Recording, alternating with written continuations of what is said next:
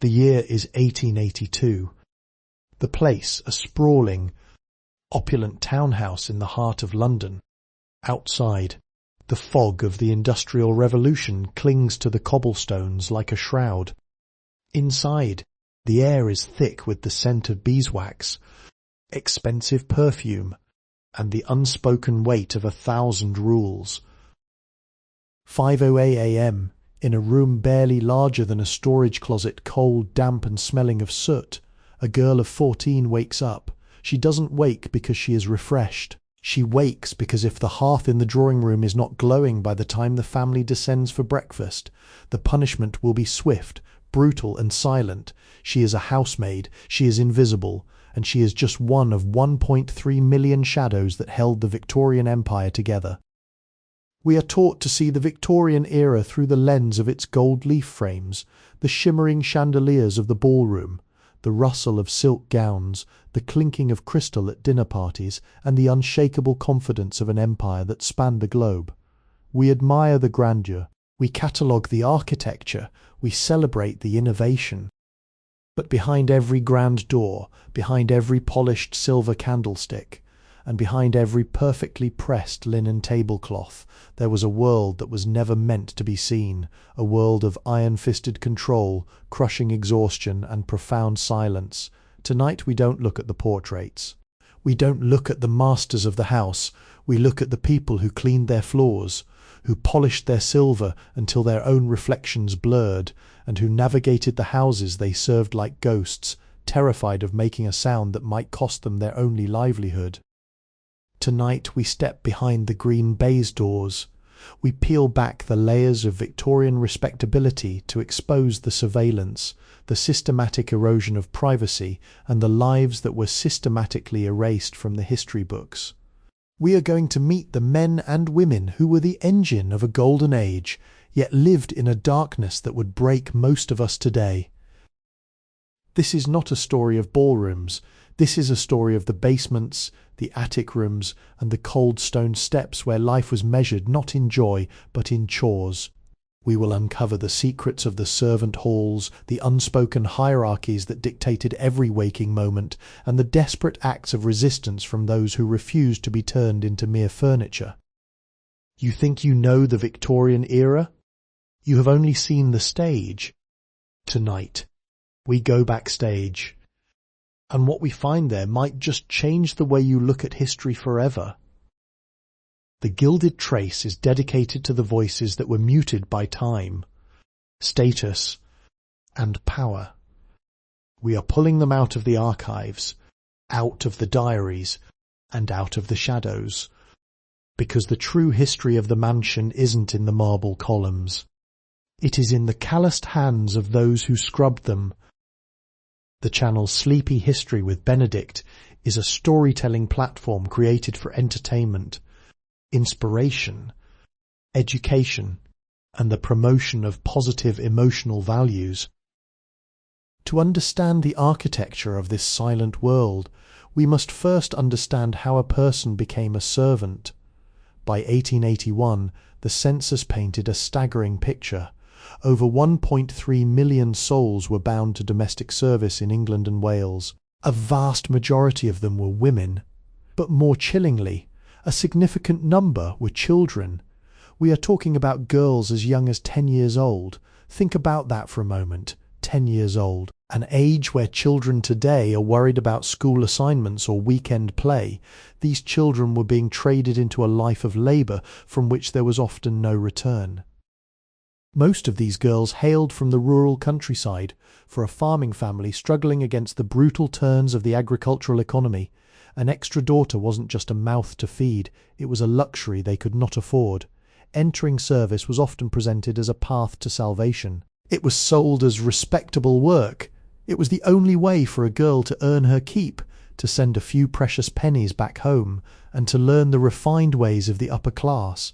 But the reality was far removed from the promises made over a kitchen table. The process of finding a position was, in every sense of the word, an auction of human dignity. It took place in what were politely termed register offices, In practice, these were unregulated employment agencies where the balance of power was tilted entirely toward the employer. A girl would arrive in the city, bewildered and exhausted, only to be paraded like livestock before potential mistresses.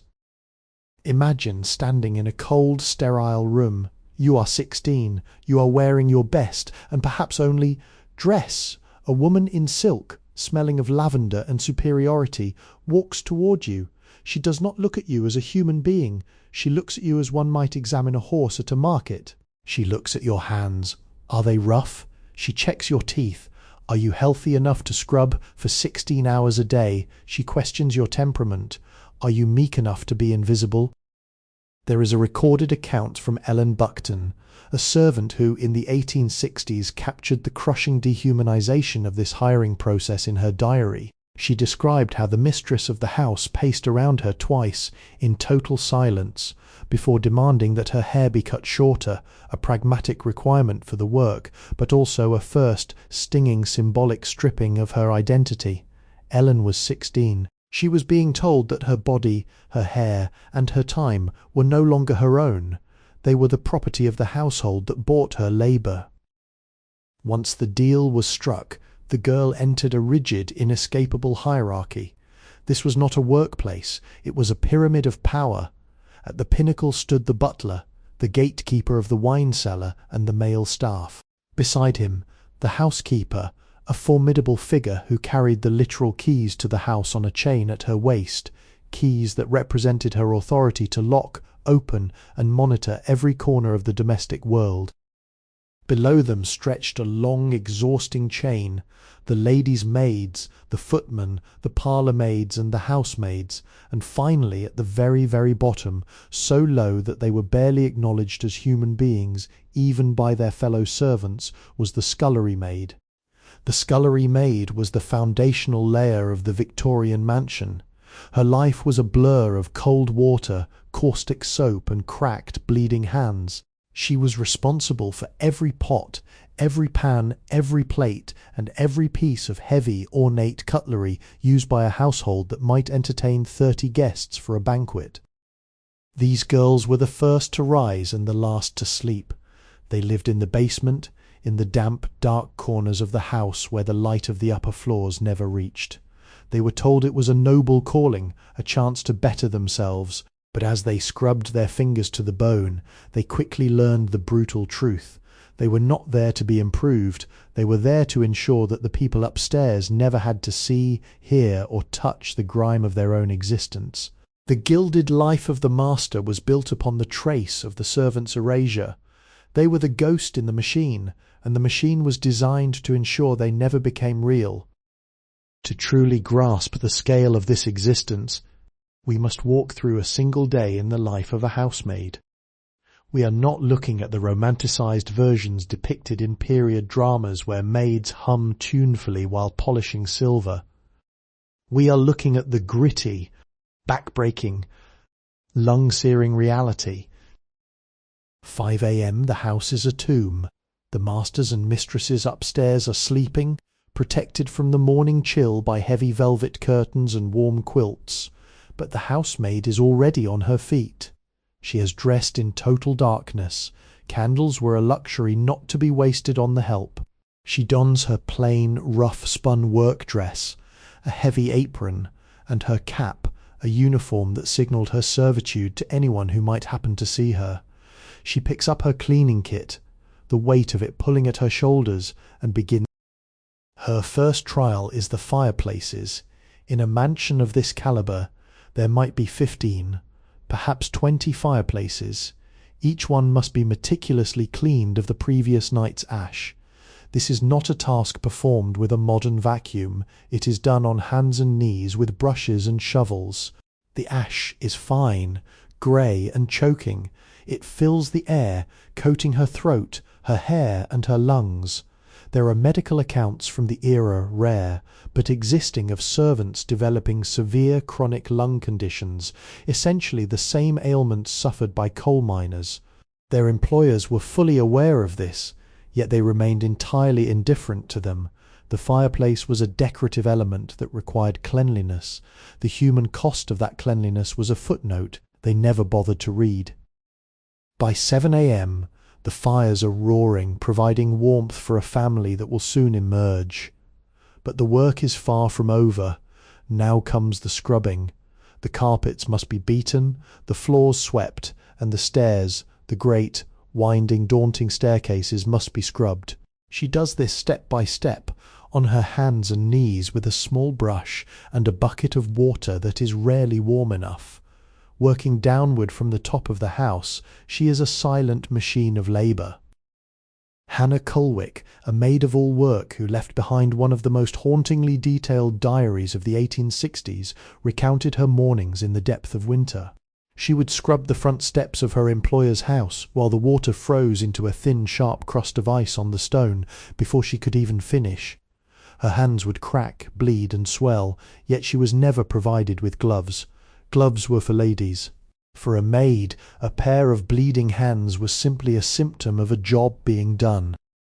Then, at 9 a.m., the most psychologically devastating shift occurs. The family wakes. The housemaid is not just a worker anymore, she becomes a ghost. This was the defining cruelty of Victorian domestic life, the deliberate invisibility of the staff. Servants were required to move through the house like shadows. If a family member, even a child of 6, appeared in a corridor, the servant was expected to press herself flat against the wall, eyes cast downward, waiting in total stillness until the master had passed. To look them in the eye was an act of insolence. To speak unless spoken to was a firing offence. In many mansions, this social distancing was built into the very architecture. Narrow, dark, suffocating servant staircases were constructed specifically so the family would never have to encounter their staff. They lived in the same building, yet they occupied entirely different realities. The family lived in the light of the drawing rooms. The servants lived in the twilight of the back halls. Out of sight, out of mind. This invisibility wasn't just physical, it was an erasure of their humanity. They were there to serve, to polish, to mend, and to disappear.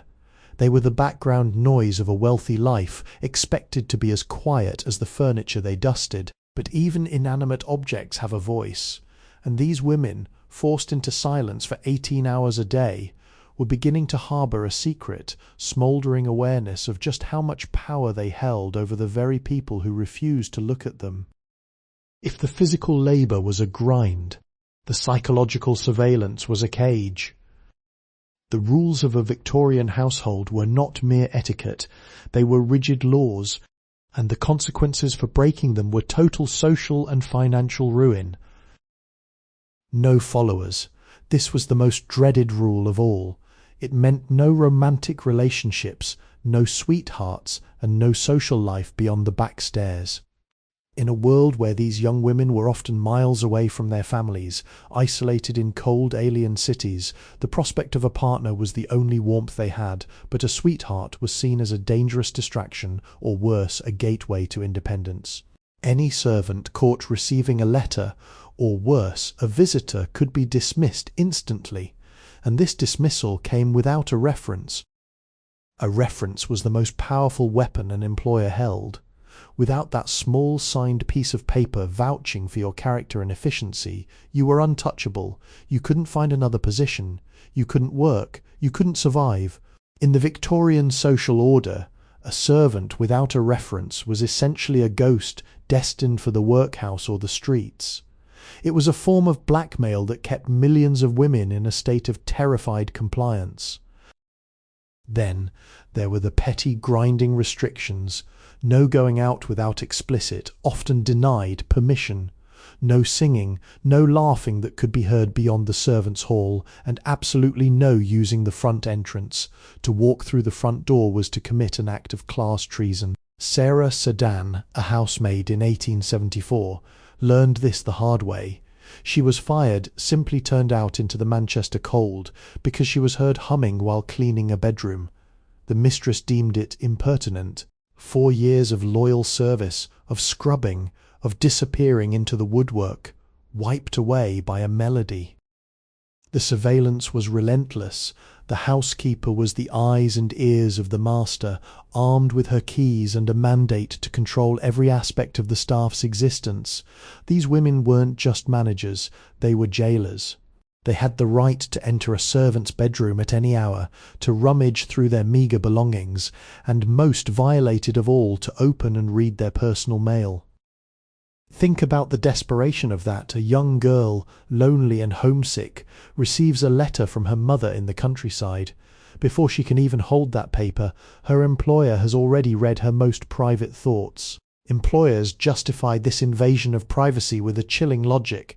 They feared their servants were communicating with undesirable elements, people who might plant dangerous ideas of equality, higher wages, or, heaven forbid, a life outside of service. Elizabeth Banks, an American journalist who went undercover in the 1890s, reported that her letters were routinely intercepted.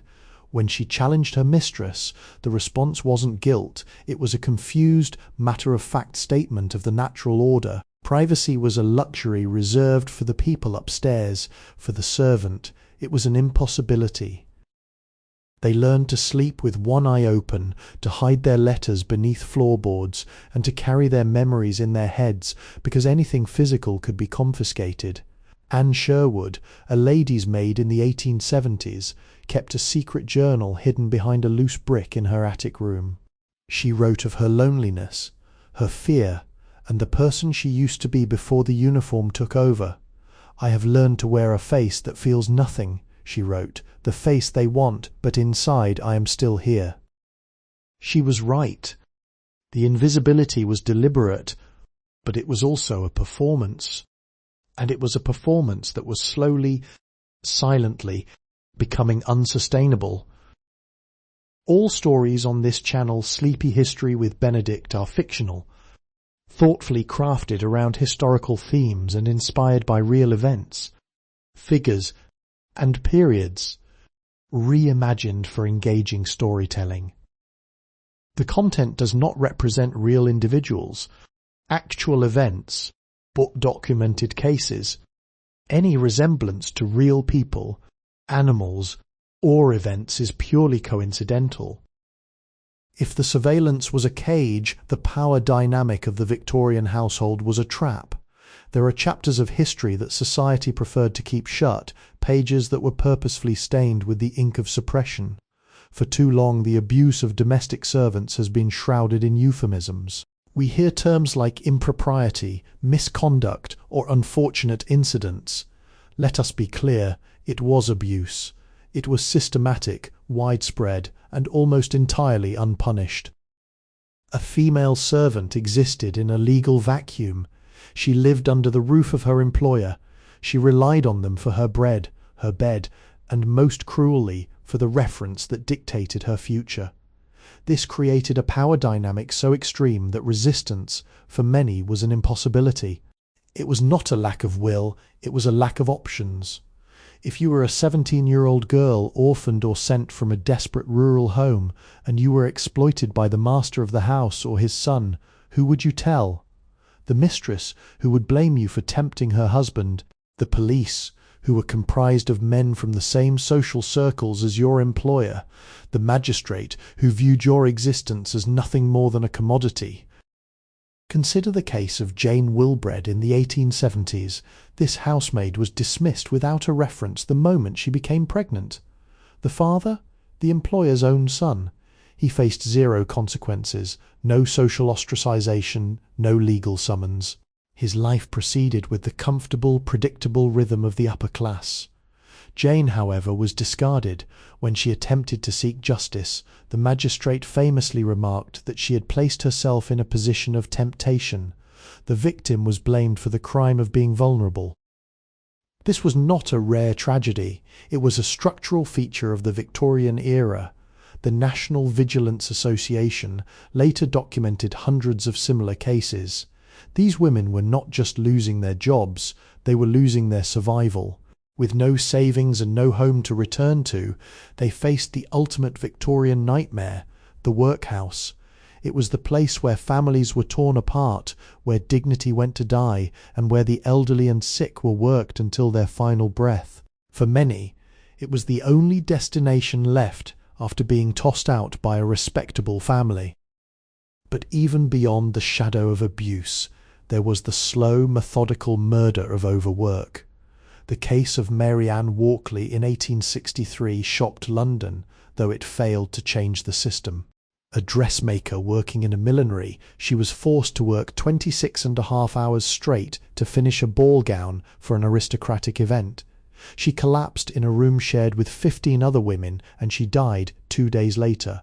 Her employer's response: not grief, but an expression of regret that her death had caused an unpleasant sensation.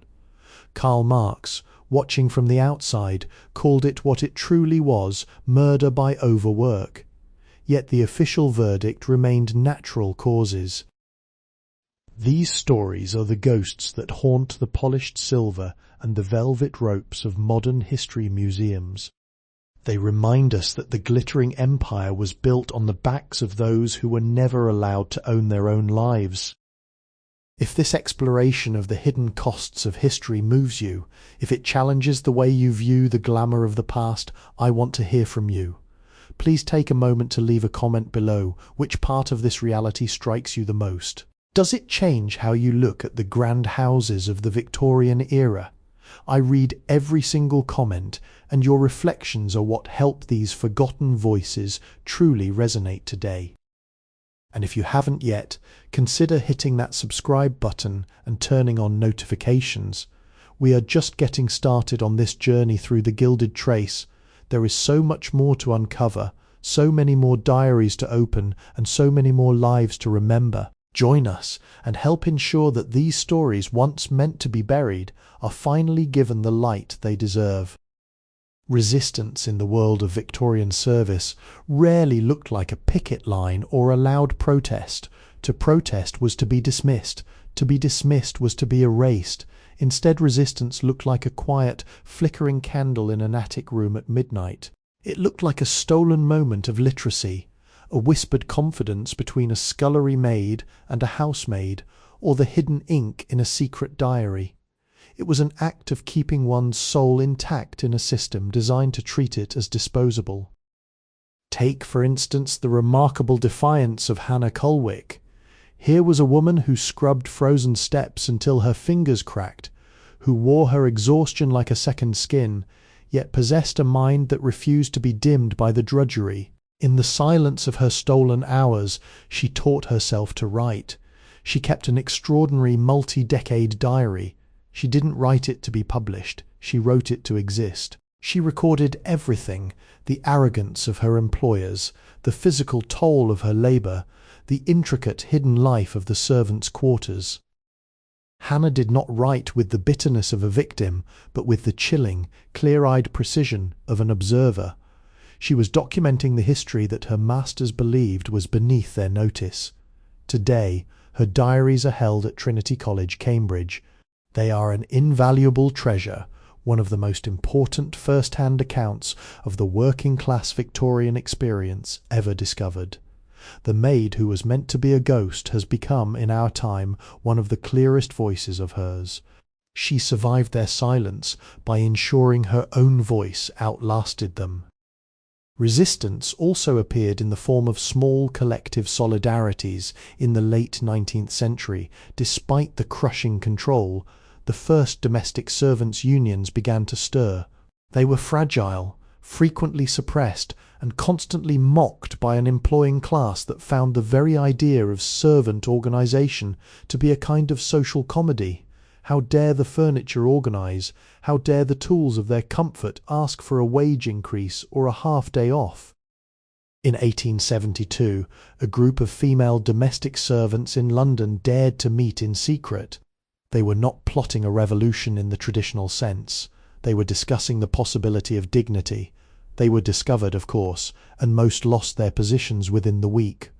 They were scattered and silenced, but the idea, the dangerous, transformative idea that they were more than their positions, could not be extinguished. Once the spark of agency is lit, it is impossible to fully snuff it out. Then there were those like Mrs. Lucy Luck, born into the bleakness of the workhouse in 1848. At 9 years old, she was thrust into the machine of service. Yet she moved through the hierarchy with a cold, calculated determination. She saved every spare penny, she observed every trick of the trade, and she planned for a future that the system never intended for her. She eventually accumulated enough to step outside the world that had defined her entire youth. She wrote her story in 1900, not with the fire of a revolutionary, but with a crushing, matter-of-fact clarity that is ultimately more devastating than any rage. "We were not considered people," she wrote. "We were considered positions, and when the position was no longer needed, neither were we." By stating this truth, she stripped the Victorian grandeur of its mask. She exposed it for what it was, a structure that required the dehumanization of millions to function. These women were not statistics, they were not mere servants. They were human beings who navigated a minefield of control, and in their own small, quiet, and profoundly courageous ways, they won the only battle that mattered. They refused to let the system define who they were inside. They were the architects of their own secret identities, hiding their true selves in plain sight, waiting for the day when their stories would finally be told. The Victorian servant system, with its rigid hierarchies and suffocating control, seemed eternal to those living within it. It was a machine that felt as permanent as the granite facades of the mansions it serviced. Yet, like all systems built on the exploitation of human beings, it was not immune to the slow, inevitable erosion of time and change. The decay of this system did not begin with a single grand explosion, but with a series of quiet, persistent cracks. It began when the world outside the front door started to move faster than the drawing rooms within. By the late 19th century, the Industrial Revolution, which had once fueled the wealth that necessitated such massive servant staffs, was now providing alternatives to domestic service. Factories, shops, and administrative offices were expanding. While these new work environments were far from utopian, they were often noisy, cramped, and demanding. They offered something that service never could, a boundary. In a factory, your time belonged to your employer only for the duration of your shift. When the whistle blew at the end of the day, you went home. You were not on call in the dark of night. You had a life that existed outside the gaze of a master. You were, in a modest but profound way, your own person. For a generation of young women who had watched their mothers and grandmothers be consumed by the invisibility of service, this was a revelation. The prospect of living in a cramped, cold attic room, subject to the whims of a housekeeper and the constant surveillance of a family who barely saw them as human, began to lose its appeal. Education, too, began to seep into the cracks. Literacy, which had once been a rare stolen skill for a housemaid, was becoming more accessible, and with literacy came exposure to a wider world. Newspapers, pamphlets, and the stories of other women's lives started to circulate. The idea that a life was meant to be more than a series of chores performed for the comfort of others began to take root. The employing class, predictably, reacted with indignation and confusion. They viewed this shift not as a social evolution, but as a crisis of character. They lamented the passing of the good old days and complained that it was becoming impossible to find good help. They could not fathom that the people they treated as fixtures, the silent floor scrubbers and the ghost-like housemaids, might actually harbour ambitions, desires, or a fundamental sense of self-worth that was incompatible with their role. This was the beginning of a silent migration. Women were quietly, firmly voting with their feet. They were choosing the noise of the factory floor over the silence of the basement. They were choosing the anonymity of a boarding house over the total surveillance of a mansion. The system was being hollowed out from the inside, and the employers were left clutching at the threads of a lifestyle that was rapidly unravelling. The era of the invisible servant was dying, not because the masters willed it, but because the servants themselves finally discovered that they had somewhere else to go. History often moves in long, slow waves, but occasionally it is pushed forward by a violent surge. For the Victorian servant system, that surge was the First World War. When the conflict broke out in 1914, the world changed overnight. The young men who had been the masters of the house were sent to the front lines, and the industrial economy of Britain was gutted of its workforce. The nation was desperate. It turned to the very people it had spent generations trying to keep invisible, the domestic servants. Suddenly, those women who had spent their lives scrubbing floors in basements were summoned to the front lines of the industrial effort. They worked in munitions factories, in transport, and in nursing. For the first time, these women were not defined by their relationship to a household or a master. They were defined by their contribution to the nation. They were earning their own wages, often higher than what they had received in service, and they were doing it under conditions that, while grueling, allowed them to return to their own rooms, to their own families, and to their own lives at the end of every day. The psychological impact of this cannot be overstated. A woman who has tasted independence, who has earned her own money, and who has seen her labour valued as essential, cannot simply be stuffed back into a uniform. She cannot be told to press herself against a wall and wait for a master to pass. She has seen a wider horizon, and that horizon is incompatible with the life of a ghost. When the war ended in 1918, the world the servants returned to was fundamentally shattered. Many grand houses had been repurposed, some had been sold, and others were simply too expensive to maintain without a vast, low-cost army of staff. The supply of servants began to dry up, and it never truly recovered.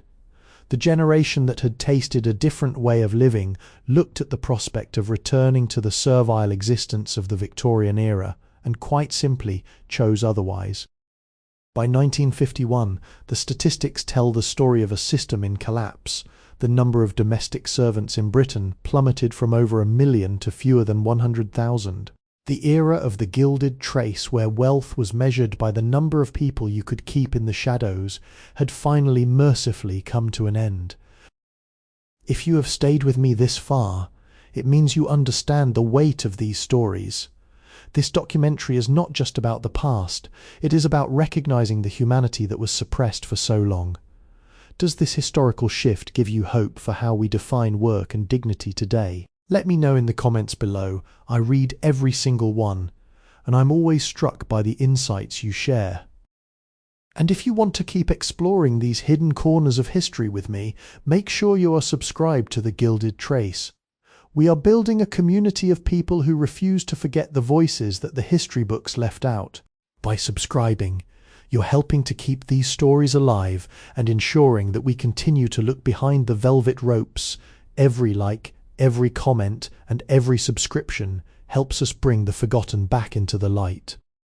Today, the grand Victorian mansions that once hummed with the labour of invisible armies stand as monuments to a bygone age. They are museums, meticulously preserved, beautifully lit, and carefully curated. Visitors walk through the drawing rooms and ballrooms, admiring the ornate furniture, the gilded portraits, and the silver tea sets. We look at the architecture, the sheer staggering ambition of it, and we marvel at the wealth of the families who inhabited these spaces. But if you are willing to pay attention, if you are willing to look past the velvet ropes and the polished surfaces, you will find something else entirely. You will find the architecture of the Gilded Trace. As you move through these homes, look for the narrow staircases. They are steep, dark, and tight, barely wide enough for 2 people to pass. They were designed not for elegance, but for efficiency, to keep the staff out of sight. Look for the bell systems in the wall, those intricate webs of copper wire that once rang through the kitchen, demanding a servant's attention at any hour of the day or night. Listen closely, and you can almost hear the ghosts of those bells, the frantic, exhausting symphony of a life lived in service to a demand that never ended. Head down to the basements. This is where the true history of the house resides. The kitchens, with their massive cold iron ranges that once burned for 16 hours a day, are not just rooms, they are the sites of thousands of hours of back-breaking labour. The attic rooms, often small and low-ceilinged, were the only places these servants ever had a moment of privacy. These rooms are always quieter than the rest of the house. They carry a weight that the gold-leaf drawing rooms never will. When you walk through these spaces, you are walking through the footprints of those we have discussed. Hannah, the woman who learned to read by the dim light of a kitchen lamp. Ellen, whose identity was stripped away with her hair. Mary Ann, whose life was consumed by the fashion of her employers. History has a habit of remembering the people in the portraits, the men and women whose power and status made them worthy of being captured in oil and canvas. But every portrait has a frame, and every frame was polished, every room was scrubbed, and every meal was prepared by someone who was never asked their name. The next time you visit a historic home, I invite you to turn your back on the ballroom for a moment. Find the servants' quarters, stand in the kitchen and close your eyes. Try to imagine the silence of the morning, the heat of the hearth, and the sheer relentless will it took to live a life that was supposed to be invisible. By doing so, you aren't just a tourist, you're a witness. You're the one who finally sees them. And in a small, quiet way, you are giving them the one thing the Victorian era denied them: recognition. As we stand at the end of this journey through the shadowed halls of the Victorian era, we must ask ourselves, why does this matter? Why reach back into the archives to exhume the lives of people who were systematically pushed into the background? It matters because history is not merely a record of the powerful. It is a tapestry woven from the threads of everyone who walked the path before us. For too long, we have allowed the grand architecture of the Victorian age to blind us to the human reality of its existence. We have admired the furniture while ignoring the hands that polished it. We have celebrated the empire while forgetting the exhaustion that fueled it. By reclaiming these stories, we are not just correcting a historical oversight, we are restoring dignity to those who were denied it in their own lifetimes. These women, Hannah, Ellen, Sarah, Mary Ann, were not mere instruments of service. They were individuals with complex inner worlds, with fears and ambitions, with love and laughter that they were forced to hide. They were the architects of a society they were never allowed to enjoy. When we remember them, we bridge the gap between their century and ours. We acknowledge that the labour of the invisible is the very foundation upon which the world we know is built. Every time you look at a building, a piece of art, or a historical record, I invite you to ask, who is missing from this story? Who was left out? By asking these questions, you become a guardian of the gilded trace. You're ensuring that those who were meant to be forgotten are finally, undeniably remembered. If this series has changed the way you look at history, if it has sparked a curiosity in you to look beyond the surface of what we are told, then you are a part of what makes this channel special. Your engagement, your thoughts, your questions, and your shared passion is the heartbeat of this project. If you haven't yet, please join our community by subscribing to The Gilded Trace. We are committed to unearthing the hidden, the forgotten, and the extraordinary stories that history left behind. Don't forget to check out our previous explorations in the channel archives. Every documentary is a new key to a room that has been locked for 100 years. Hit that notification bell so you never miss an installment, and continue to carry these voices forward. Thank you for listening, for witnessing, and for choosing to remember. Together we are ensuring that the ghosts of the past finally have a name, a voice, and a place in our memory. We have travelled from the freezing dawn in a London basement to the quiet, dusty archives of Cambridge, where the diaries of the invisible are kept under glass. We have seen how a system of power, rigid and unyielding, attempted to erase the very humanity of the people who maintained it. Yet in our journey we have also seen the resilience of the human spirit, a spirit that, even when confined to the shadows, managed to leave a trace. These stories are not merely relics of a long-dead era. They are mirrors. They reflect the struggle for agency, the battle for privacy, and the quiet, persistent fight for the right to be seen as a person rather than a function. The history of the Victorian servant is the history of all those who have been asked to work in the silence, to be the foundation of a glory they are not permitted to share. As we conclude this chapter, Remember that archives are not just places where paper goes to decay. They are the memory banks of humanity. They are where we find the truth behind the polished facades. The diaries, the court records, the brief newspaper mentions, and the oral histories are the only things that stand between these individuals and total oblivion. By reading them, by analysing them, and by sharing them, we act as the keepers of their legacy. The content we have explored together is inspired by and adapted from public domain works available through Project Gutenberg. The material has been transformed through original narration, editing, and storytelling to create a unique experience for educational and entertainment purposes. We have taken the raw, fragmented pieces of the past and reconstructed them so that they might speak to us today, not as cold data points, but as lives that once breathed, struggled, and hoped. But the work is not finished. The Gilded Trace is an ongoing project.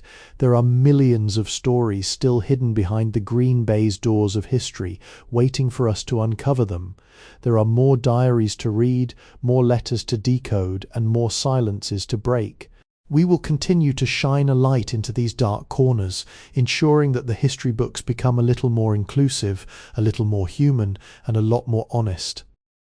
Stay curious. Keep looking past the frames. And most importantly, keep listening for the voices that history tried to mute. They have been waiting a long time to be heard, and they have so much to tell us.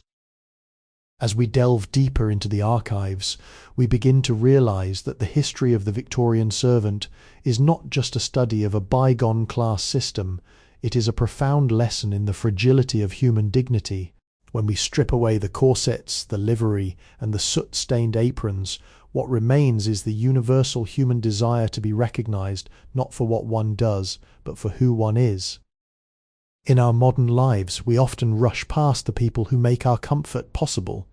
We live in a world of high-speed convenience where a single click brings goods to our door, where digital systems manage our lives, and where we are often too busy looking at our own screens to notice the person standing right in front of us.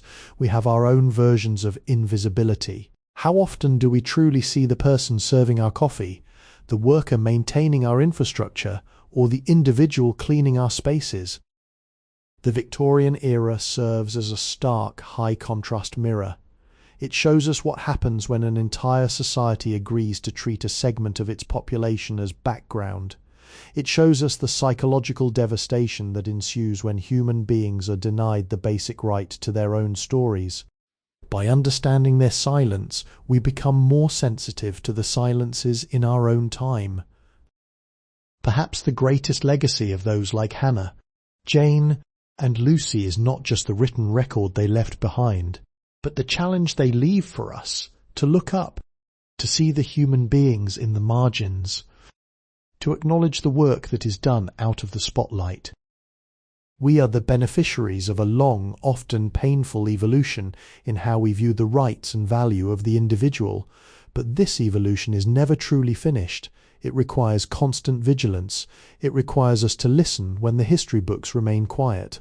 It requires us to possess the courage to ask questions about how the world around us is maintained and who is paying the human cost for that maintenance.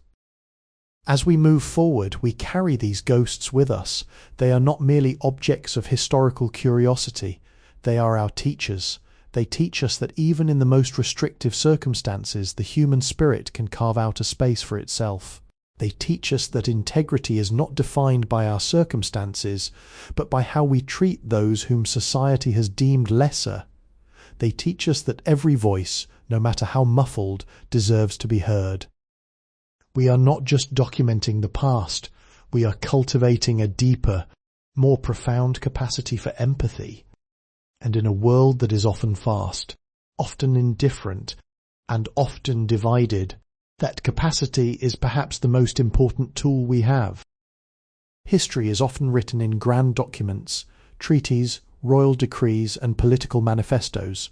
But there is another kind of history, one that is etched into the very fabric of the domestic sphere, the history of the object. If you walk into a preserved Victorian manor today, you are surrounded by items that were once the daily companions of a servant's struggle. Consider the bellboard, that imposing wooden panel often found in the back corridors, lined with a series of brass bells. To the modern eye, it is a piece of antique decor, but to a Victorian servant it was a source of constant visceral anxiety. Each bell had a specific tone corresponding to a specific room. A ring from the drawing room meant a fire needed stoking. A ring from the master's bedroom meant a tea tray. A ring from the library meant an errand. These bells were the heartbeat of the house, a constant shrill demand that meant the servant could never truly rest. They were the auditory equivalent of an invisible leash. And then there is the silver. The Victorian passion for polished, ornate silverware was not just about aesthetic taste, it was a performance of status, but that silver required hours of labour, using harsh, corrosive cleaning agents that stripped the oils from the skin and left hands permanently raw. The perfection of the master's table was directly proportional to the damage done to the servant's hands. The gleam of the metal was, in essence, a reflection of a life being polished away.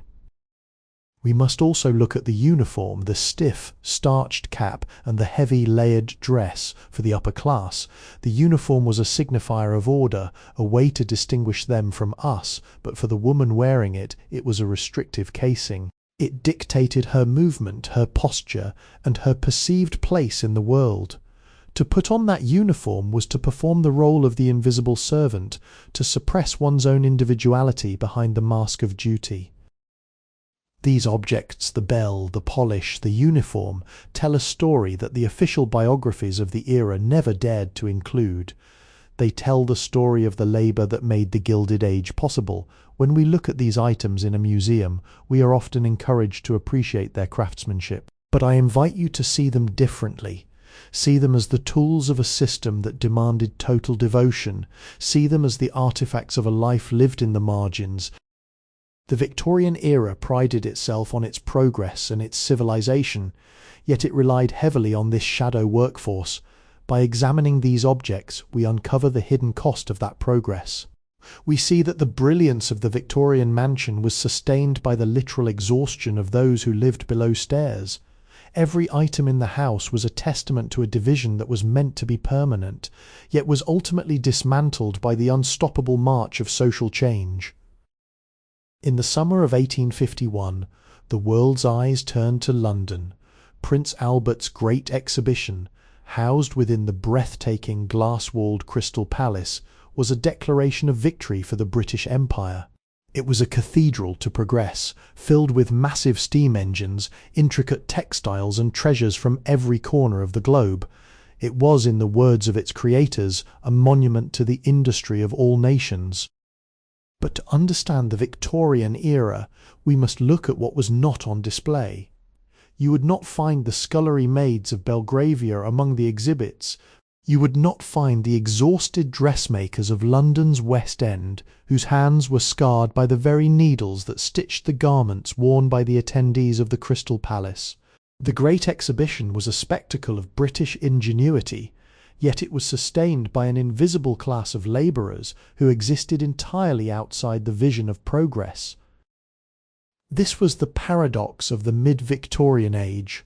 While the nation celebrated the machine, the cold, efficient, unstoppable engine of production, the domestic world was moving in the opposite direction. It was becoming more rigid, more hierarchical, and more dependent on human tools that were expected to function with the same tireless consistency as an iron gear. The Victorian household was, in its own way, an industrial factory hidden behind a domestic facade. The system demanded that human movement be standardized, how to walk, how to speak, how to clean, and where to exist within the floor plan. The mistress of the house was the manager, the house was the plant, and the servants were the machinery. Just as the steam engine replaced physical labour in the factories, the servant replaced manual effort for the family upstairs. The tragic irony is that while the world outside was being liberated by machines, the world inside the Victorian mansion was becoming increasingly trapped by the human effort required to keep it pristine. The more civilized the house became, the more the servant had to be dehumanized. If a servant was to be as quiet and efficient as a clock, she had to stop being a person. This is the hidden history of the 1851 Crystal Palace. It was a celebration of the future, built on the foundations of a very archaic, very brutal form of past labour. We admire the innovation, but we often overlook the cost. We see the progress, but we forget the shadows that were cast by the very light of that progress. The Victorian era was a time of immense brilliance, but it was a brilliance that required the darkness of the basement to truly shine. And as we continue to reflect on these contradictions, we see that the history of Victorian England is not just a story of triumph. It is a complex, sobering account of how much human experience we are willing to sacrifice in the name of a perfect society. We have spoken of the physical toll of Victorian service, the cracked hands, the scarred lungs, the endless, rhythmic labour. But there was a form of violence far more insidious. To be a Victorian servant was to occupy a space where your existence was acknowledged only when you failed to function. If the fire was lit, if the dinner was served, if the silver was polished, you were effectively a non-entity.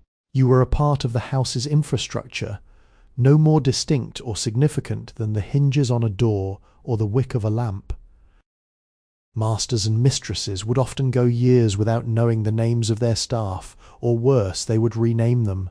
A girl named Mary might be addressed simply as Jane, because that was the name of the previous maid, and the mistress could not be bothered to adjust to a new identity. This was not merely a memory lapse. It was a deliberate, dehumanizing act of erasure. It told the servant with chilling clarity, "You are not a person to me, you are a position."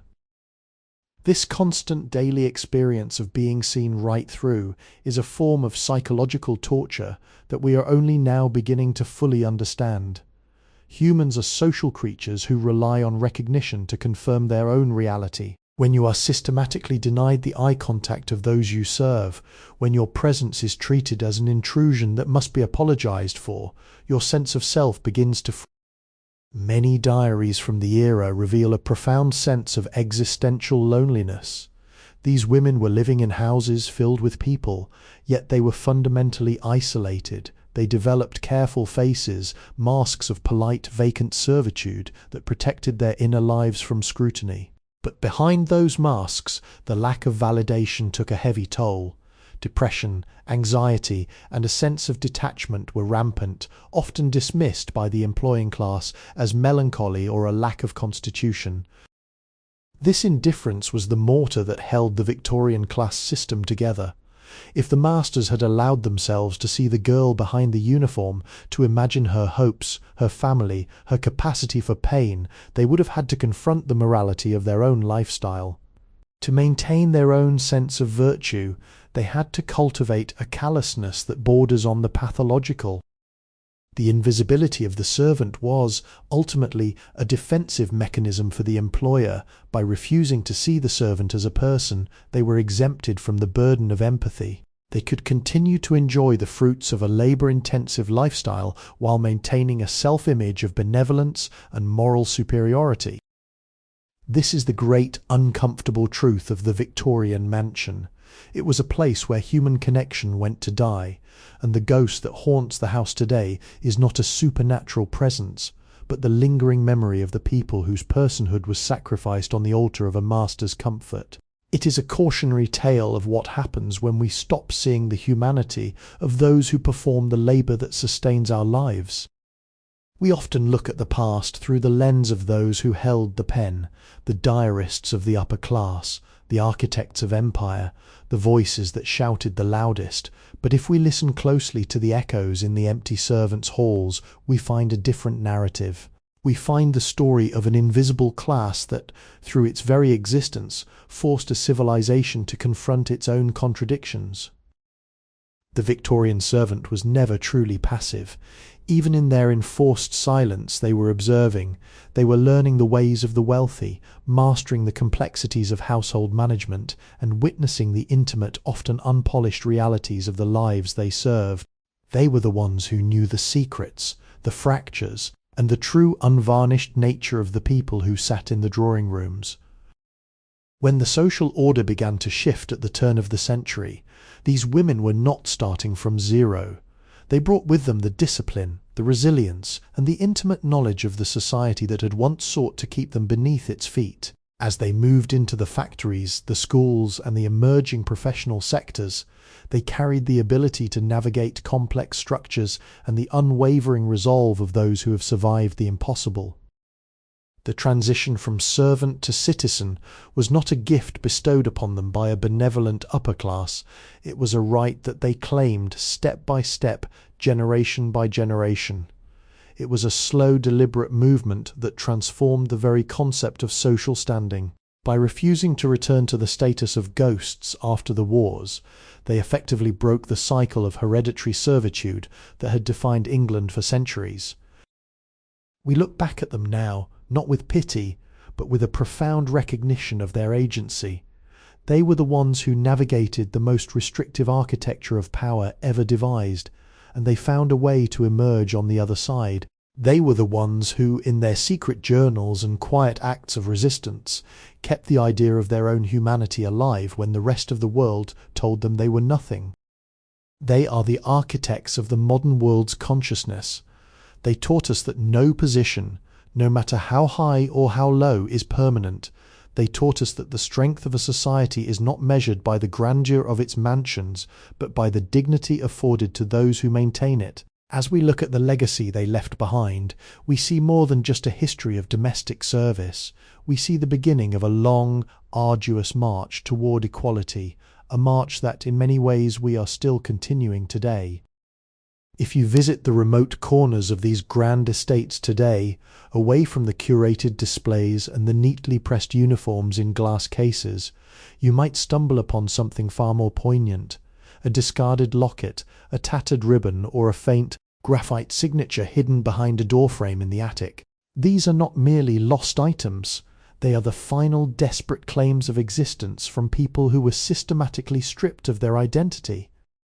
In the late Victorian period, a new technology, photography, began to offer the common person a chance at immortality. Yet for a servant to own a photograph was a risky indulgence. Who would you pose for? With what spare coins would you pay the photographer? And where, in a room that was periodically searched by a suspicious housekeeper, would you keep such a treasure? Some did. However, we have recovered small, graining silver gelatin prints from the pockets of discarded aprons or tucked deep within the lining of old trunks. These images often show young women not in their work attire, but in their Sunday best, their singular attempt to look like the people they saw through the window of the grand parlour. In these faces you see something that the history books often missed: pride. You see eyes that are not looking down at the floor but are meeting the camera with an unflinching gaze. They are saying, "I was here, I had a name, I had a life beyond the bells." This longing for a visual record is the ultimate rebuttal to the culture of invisibility. To be photographed is to demand to be seen. It is the antithesis of the ghost that the servant was forced to become. And yet, how many of these faces have been lost to the dust of the 20th century? How many have been tossed into the incinerator as the grand houses were shuttered and sold? We are currently the last generation that can meaningfully touch these relics of the past. As the mansions turn into hotels and the archives are digitized, the physical trace, the actual tangible contact with the past begins to fade. We are moving from the era of the artifact to the era of the abstract. But these objects still hold a charge. They still carry the vibration of the hands that held them. When you see a pair of shoes worn down to the soles by years of scrubbing, you aren't just looking at leather and thread. You are looking at a trajectory of labour, a map of a life that was lived in the service of another's comfort. We are the stewards of these memories now. The silence of the attic has been broken. It is our responsibility to ensure that the stories those objects tell, of hardship, of endurance, and of the quiet reclamation of self, do not fade away with the photographs. We live in an age where the idea of service has undergone a tectonic shift. We no longer define ourselves by our servitude to a master, nor do we live in fear of the dismissal that once spelled destitution. We have rights, we have laws, and we have a voice that can reach across the globe in an instant. The crushing silence of the Victorian attic is a relic of history. and for that we must be profoundly grateful. Yet, as we reflect on the long, dark shadow of the Victorian household, we must ask ourselves, what have we done with the freedom they fought so hard to conceive? The servants of the 19th century were denied the most fundamental right of all, the right to be a person, not a position. They were denied the right to be remembered. Today, we are overwhelmed by the ability to be seen. We share our lives, our thoughts, and our identities with a global audience. But in this digital age of endless self-expression, do we truly know each other? Or have we simply replaced the invisible servant with a new kind of performative existence, where we are all, in a sense, trying to live up to the expectations of an invisible master?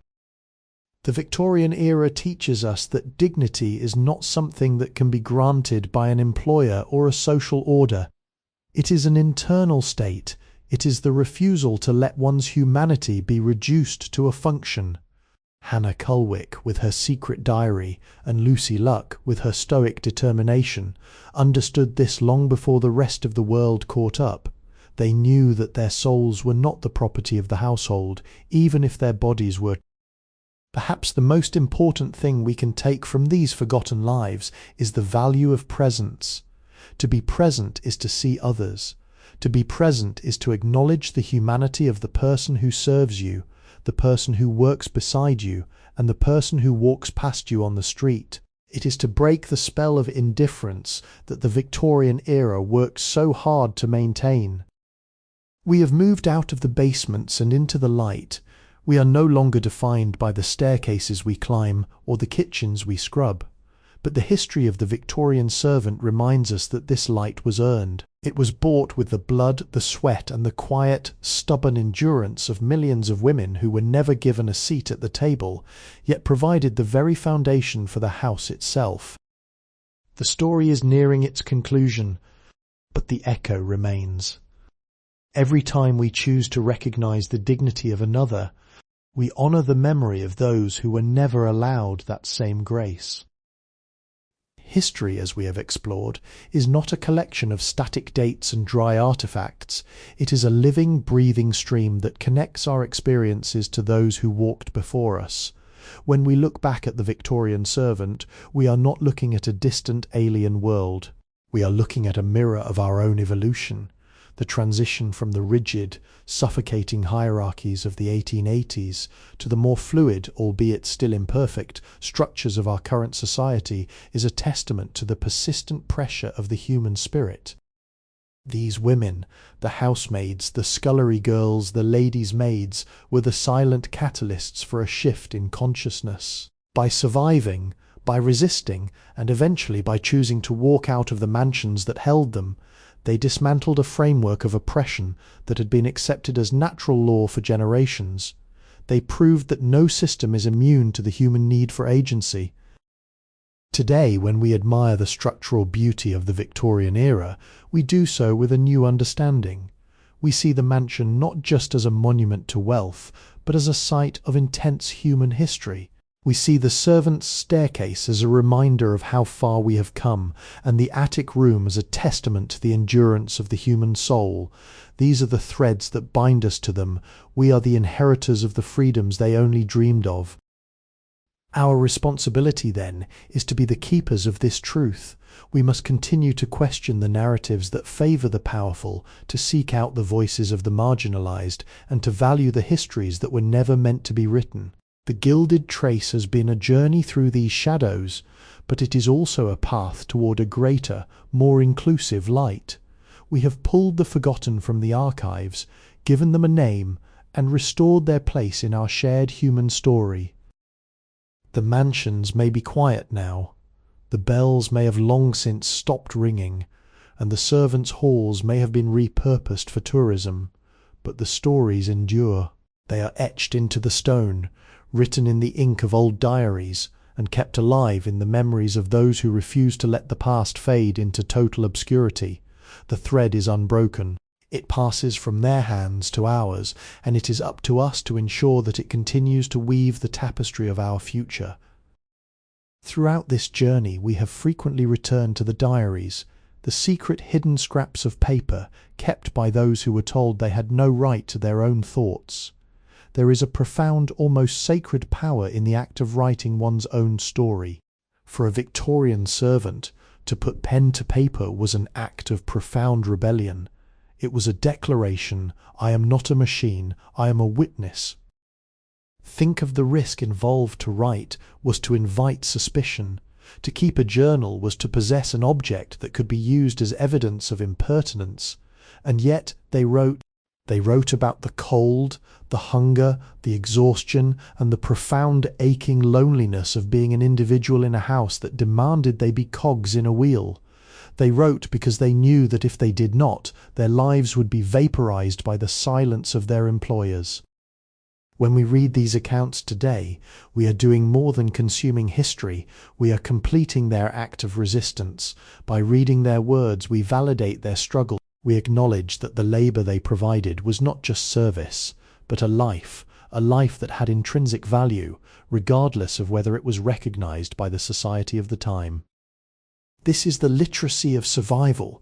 It is the ability to look at one's circumstances, no matter how stifling, and transform them into a narrative that can be shared, understood, and preserved. The history of the Victorian servant is not just a tale of oppression. It is a testament to the resilience of the human mind, which, even when denied basic freedoms, found a way to articulate its existence. As we stand on the threshold of concluding our investigation into these hidden lives, consider how we, too, are the narrators of our own time. We are the ones who decide which voices are worth listening to and which stories are worth saving. Every generation has its invisible classes, those who labour in the shadows of our modern conveniences. By choosing to look for their stories, by choosing to document the reality behind the polished surfaces of our own era, we honour the legacy of those who fought to be remembered in the attics and basements of the 19th century. The story is not just about them, it is about us. It is about the way we choose to perceive the world and the people who make our lives possible. The silence that once filled the corridors of the Victorian mansion is finally being filled by the voices of those who were once meant to stay quiet. And as those voices grow louder, the history we thought we knew begins to change, revealing a past that is far more human, far more complex, and far more connected to our own reality than we ever dared to imagine. To understand why the servant system eventually collapsed, we must look beyond the individual manor and toward the shifting tectonic plates of British politics. The 19th and early 20th centuries were not just an era of industrial growth. They were an era of intense, often radical, intellectual ferment. In the back kitchens and the laundry rooms where the work was most grueling, the seeds of a new social consciousness were being sown. It wasn't just that the work was hard, it was the growing awareness that the natural order, the idea that some were born to command and others were born to serve, was not a law of nature but a construct of men. This was a period of the rise of the political pamphlet and the radical newspaper. Even if a housemaid could not attend a political rally, she could often find a discarded newspaper left on a parlour table or hear a snippet of a conversation between guests as she passed with the tea tray. Ideas are volatile. They do not respect the boundaries of a drawing room. They leak. They seep under doors and through floorboards. Concepts of universal suffrage and labour rights began to circulate. The servants heard the masters debating the rights of the disenfranchised in distant colonies or the poor in the urban slums.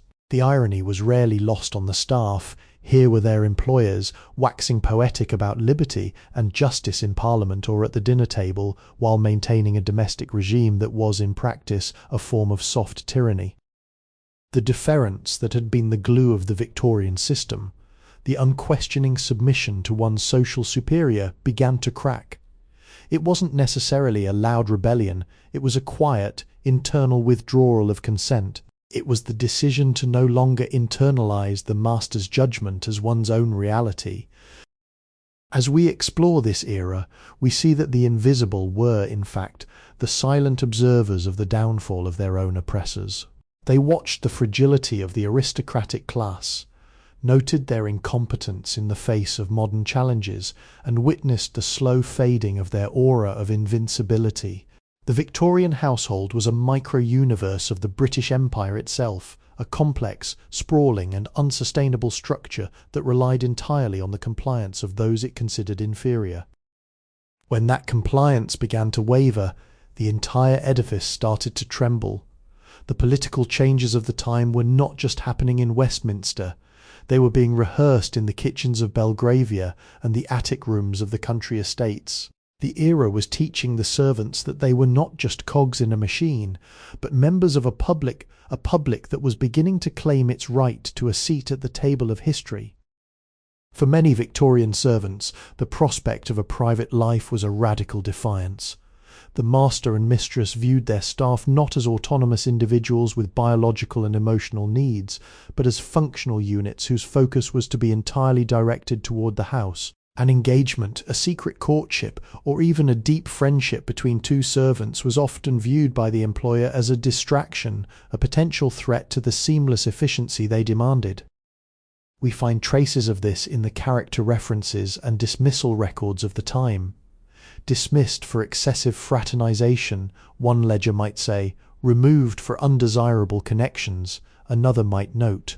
It is chilling to consider that a woman could lose her livelihood, her room and her daily bread simply because she dared to find a confidant, or because she fell in love with a footman without asking for the permission of the lady of the house.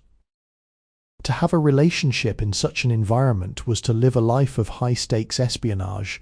Love happened in the fleeting minutes of a Sunday afternoon walk, in a hurried whisper on the back stairs, or through clandestine notes tucked into the folds of laundry. It was a love that had to exist in the margins, away from the prying eyes of the housekeeper and the cold, judgmental gaze of the employers.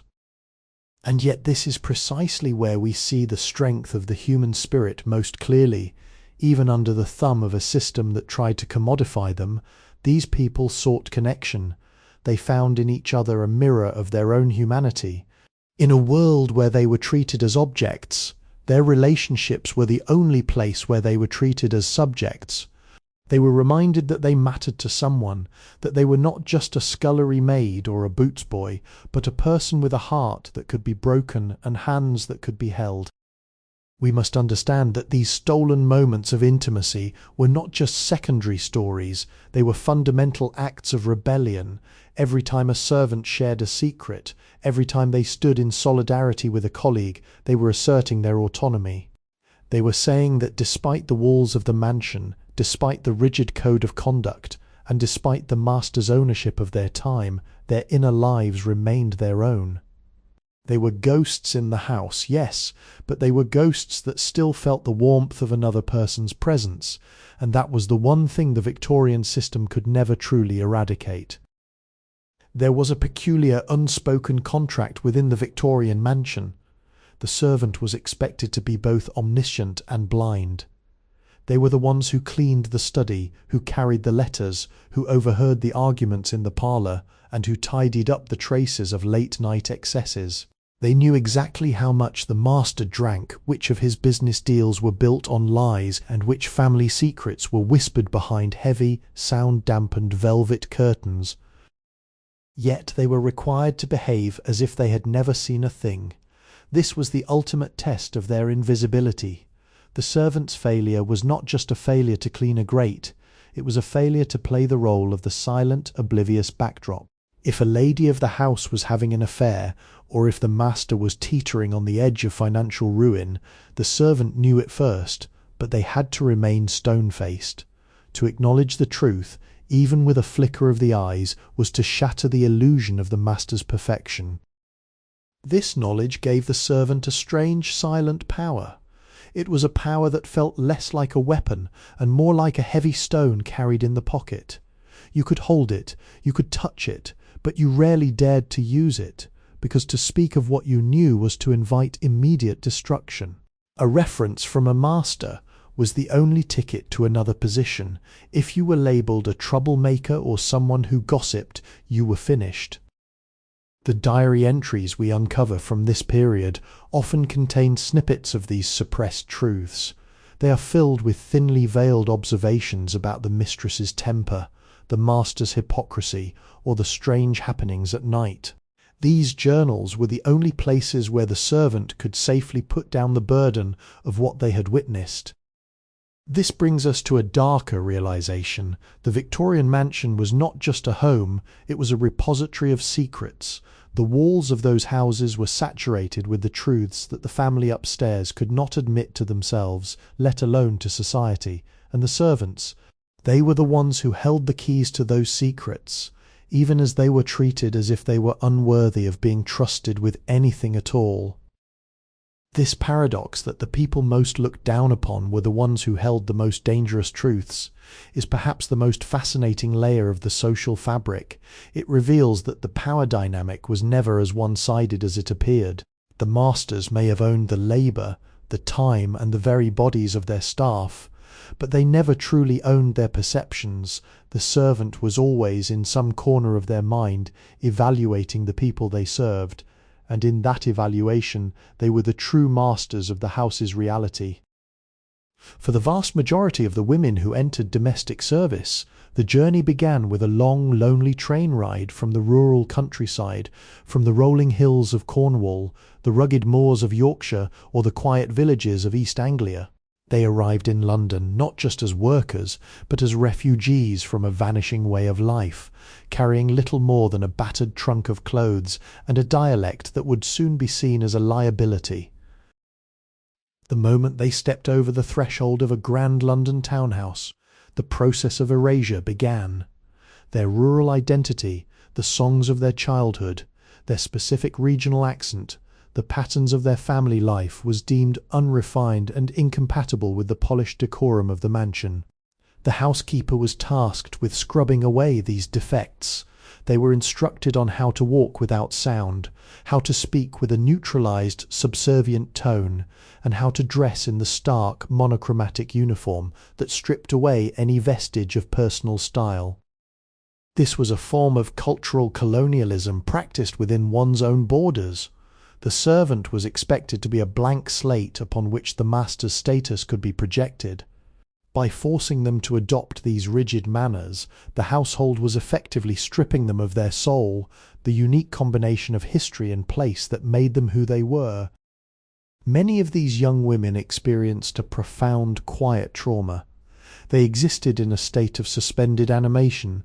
They were no longer the daughters of the countryside, but they could never be the peers of the city elite. They became men from nowhere, a floating class of individuals whose primary function was to maintain a facade for a class of people who would never understand the sacrifices made to keep that facade standing. When we consider the Victorian era, we often admire the efficiency of the household system, but we overlook this human cost, the mass manufacturing of anonymity. To be a perfect servant was to be a person without a history. This disconnection from one's own roots created a psychological loneliness that was unique to the Victorian domestic class. They were surrounded by the artifacts of other people's heritage, the grand portraits of the master's ancestors, the heirloom silver, the curated libraries, while their own histories were being systematically suppressed. As we look at the legacy of this era, we have to ask, what does a society lose when it forces its workers to abandon their identities to survive? We see the answer in the gaps of our own history. We see it in the missing voices, the unrecorded stories, and the generations of people whose lives were shaped by a singular, crushing pressure to conform. The Gilded Trace is not just a study of service, it is a monument to the resilience of those who managed to keep a small, burning part of their original self hidden, even while the world around them demanded that they be nothing more than shadows. The Victorian mansion was not just a residence, it was a fortress of stratification. If you look at the floor plans of the great London houses of the 1880s, you will see a deliberate, almost military design aimed at one thing: the total isolation of the domestic staff from the life of the family. It was a physical manifestation of the social hierarchy. At the bottom, literally, were the basement kitchens and sculleries. These spaces were often damp, dimly lit by narrow gratings at street level, and permeated by the constant cloying scent of coal smoke and rotting organic matter. This was where the heavy work happened, far away from the sight of the guests in the drawing room. The servants here were the engine room of the house, yet they were kept out of view, as if their labour were something shameful, something that needed to be buried beneath the foundations of the structure. Then there were the staircases. The most crucial element of the house was the back stair, a narrow, winding, often steep passage that allowed the staff to move throughout the house without ever crossing paths with the family. To step onto the main grand staircase was an act of transgression. It was a boundary line, a social border that could not be crossed. The mastery of these hidden routes was a skill in itself. A good servant knew how to move like a ghost, appearing and disappearing before anyone could register their presence. And finally, at the very top, nestled under the eaves of the roof, were the attic bedrooms. These were often cramped, freezing in the winter and sweltering in the summer, usually shared by 2 or 3 girls who had little personal space. Yet, curiously, the attic was the only place in the entire house where a servant could claim a fragment of autonomy. It was where they could whisper to each other in the dark, where they could hide a letter from home, or where they could finally take off the starch-stiffened collar of their uniform. This vertical hierarchy from the basement to the attic was a map of the servant's life. They existed in the vertical gaps of the house. They lived in the corners, the corridors, and the spaces that were never meant to be occupied by the gentry. The tragedy of this architecture is that it prevented the two worlds from ever truly seeing one another. When you live in a house for 20 years and never share a common space, you never share a common humanity. The physical isolation fostered a psychological blindness. The family upstairs would often walk past these back stairs their entire lives, without ever wondering who was behind the wood-panelled door. As we reflect on these spaces, we realise that the Victorian mansion was designed to prevent intimacy. It was a building that prioritised the maintenance of social distance above all else. And yet, the irony remains. The house could not function for a single hour without the presence of those it sought to hide. The grand salons were beautiful, yes, but they were kept beautiful by a system of architecture that relied on the perpetual silent presence of people whose very existence was designed to be forgotten. In the basement corridors and the stifling heat of the kitchen, there existed a world within a world, a social hierarchy as rigid as the one upstairs. At the top of this internal food chain sat the housekeeper or the cook, figures of immense authority who commanded as much fear as any master. It is a historical tragedy that the most brutal enforcers of the Victorian domestic code were often the servants themselves. A young scullery maid, fresh from the countryside, with eyes full of wide-eyed innocence, would not be met with motherly warmth by her superiors. She was met with a ruthless, almost predatory demand for perfection. Why? Because in the Victorian system, if a junior maid failed, the housekeeper took the blame. In a world where one bad reference meant the street, survival was a zero-sum game. This created a cycle of hardened women. To become a senior servant was to effectively amputate one's own capacity for empathy. You had to learn to look at a 14-year-old girl weeping from homesickness or exhaustion and tell her to get on with the scrubbing. You had to teach her that her aches and pains were irrelevant, that her fatigue was a lack of discipline, and that her personal life was a luxury she couldn't afford. This was the internal psychological toll of the Victorian mansion. It forced the oppressed to become the tools of their own oppression. The older women knew exactly what the younger ones were feeling, but they had to suppress that recognition to maintain the structure that kept them all fed and housed. It was a cold, pragmatic calculus. If I show you mercy, I lose my own position. And yet, in the fleeting moments when the housekeeper was away, or in the quiet dead of night when the house finally settled into an uneasy silence, you would see the cracks. A crust of bread slipped to a hungry newcomer, a whispered piece of advice on how to polish silver without burning one's skin with lye. These were the tiny, illicit acts of solidarity that kept their humanity from completely evaporating. These intergenerational dynamics reveal the true, cynical genius of the Victorian domestic system. By making the servants responsible for each other's policing, the masters ensured that they never had to lift a finger to maintain order. They had effectively outsourced the cruelty. As we look at this, we see that the history of these women is not just about their relationship to their employers, but about their relationship to each other. It is a story of how the crushing weight of a system can turn potential allies into adversaries, and yet how in the deepest shadows the instinct to protect one another never truly died.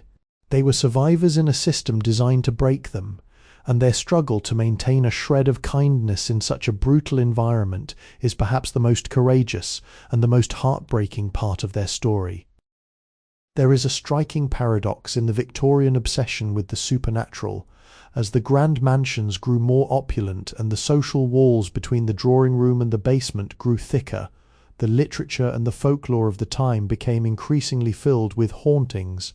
It is as if, in their efforts to banish the servant to the status of a silent machine, the Victorians inadvertently created the very ghost that would haunt their dreams. Consider the classic Victorian ghost story, a cold draught in a warm corridor, the sound of footsteps where no one should be, the sudden unexplainable feeling of being watched. Are these merely literary tropes, or are they the psychic residue of a class that knew deep down that their lives were being maintained by people they refused to treat as human? When a mistress of the house walked through a corridor, she expected it to be empty, but it was never empty. It was filled with the silent, watchful presence of the staff. The servant was an observer, always looking, always listening, always present. To the master, this presence was meant to be as intangible as a shadow, but shadows in the Victorian imagination have a way of gaining substance. They have a way of becoming things that watch back. These ghosts in Victorian lore are often depicted as restless souls, bound to the house, trapped by the memory of their duties, or seeking acknowledgement for a wrong that was never righted. Is this not a perfect metaphor for the servant? They were indeed bound to the house. They were indeed trapped by the duties they were forced to perform, and they were, in their own way, seeking the one thing they were denied, the acknowledgement of their existence. The Victorian fear of the haunted house may well have been a subconscious projection of their own moral fragility. They knew that beneath their gilded floors a workforce was suffering. They knew that the perfection of their lifestyle was a construct that required the total negation of the people who maintained it, and so they feared the house itself. They feared that the very stones of their mansions held the memory of the labour that had gone into making them. In this sense, the ghost stories of the late 19th century were the only place where the servant was finally allowed to be seen. In the story, the ghost is powerful. The ghost can make its presence felt. The ghost can interrupt the serenity of the parlour. It is a reversal of roles. In the daylight, the servant is the invisible tool. In the darkness of the ghost story, the servant, the shadow, becomes the master of the house's peace.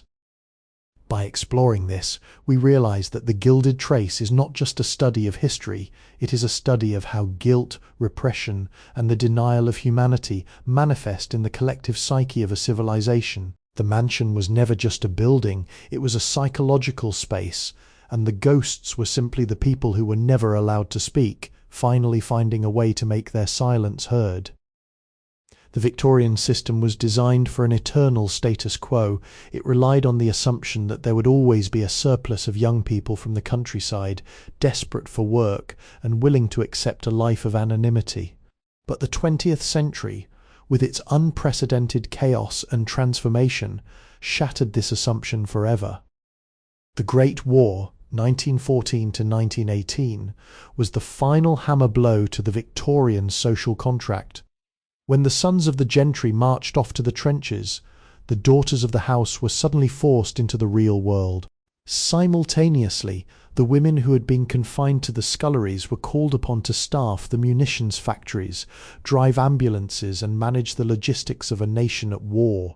For the first time, these women saw that their labour could have value in the public sphere, a value that was measured in wages and national importance, rather than in board and lodging. When the war ended, they did not want to return to the basement.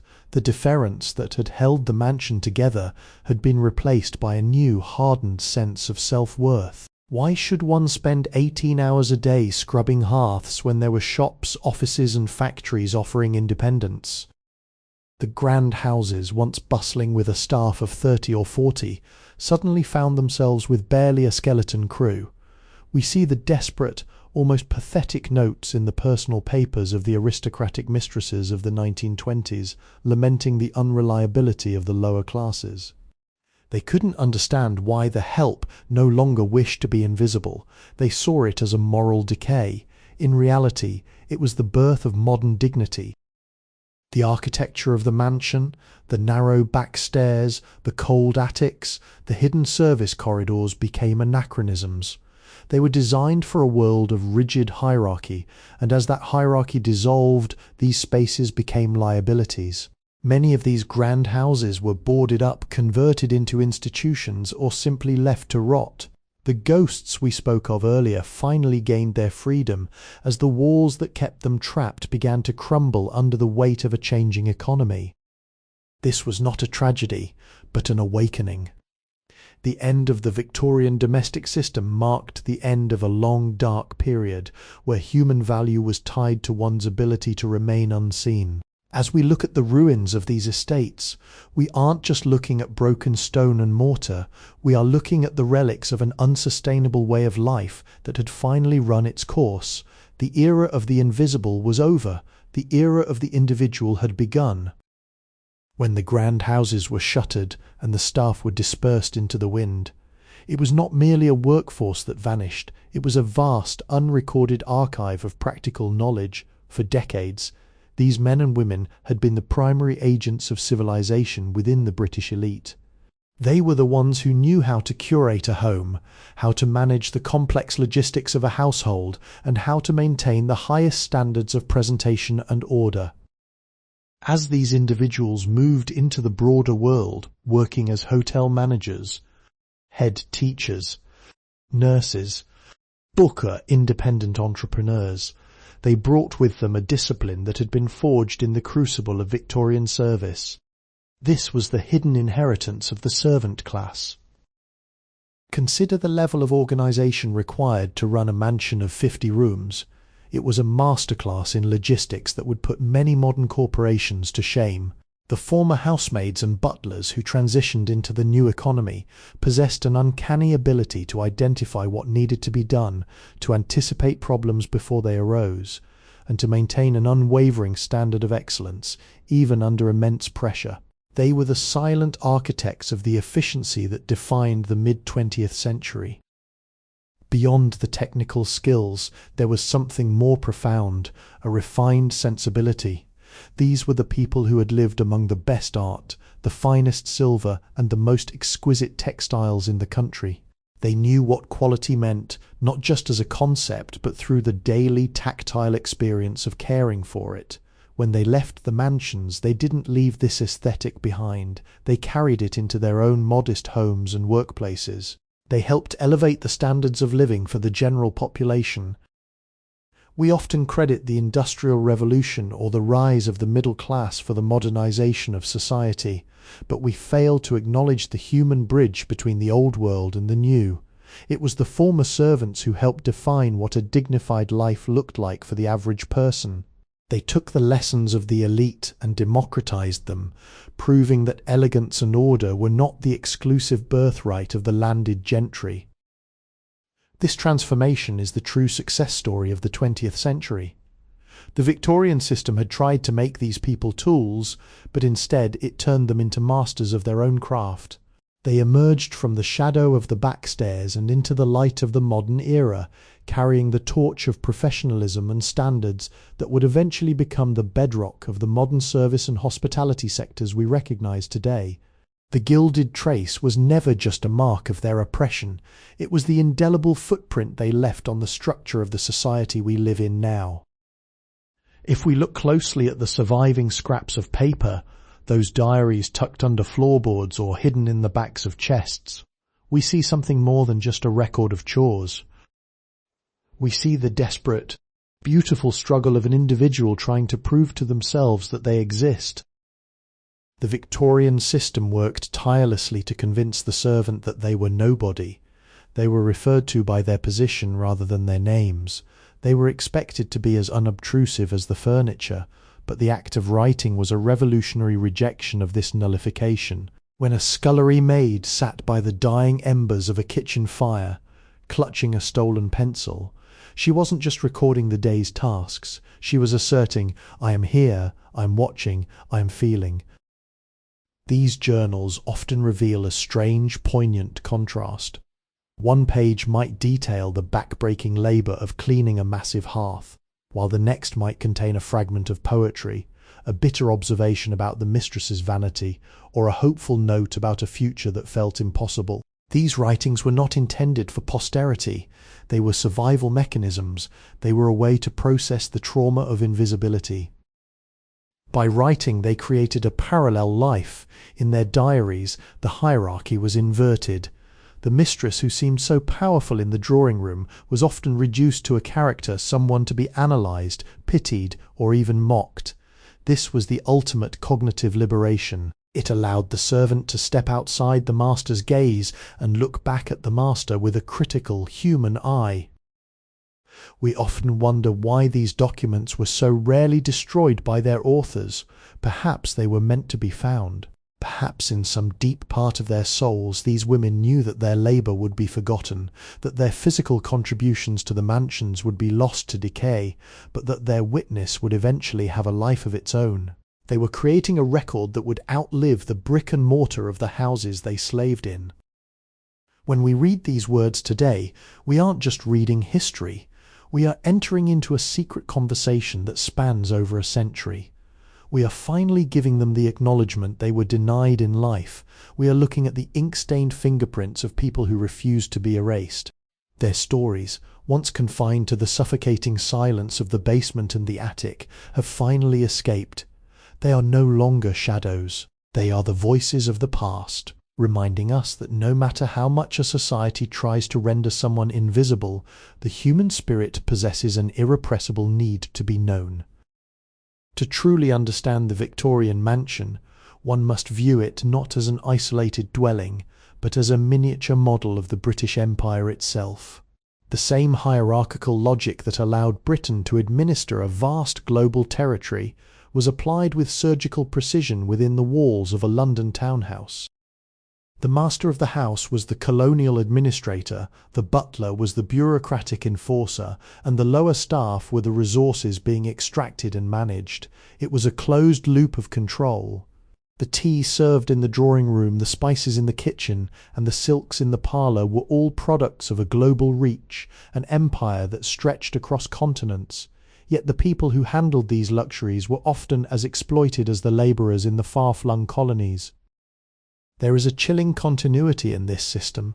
The same mindset that justified the subjugation of inferior races abroad was used to justify the strict, dehumanizing control over the uneducated servant class at home.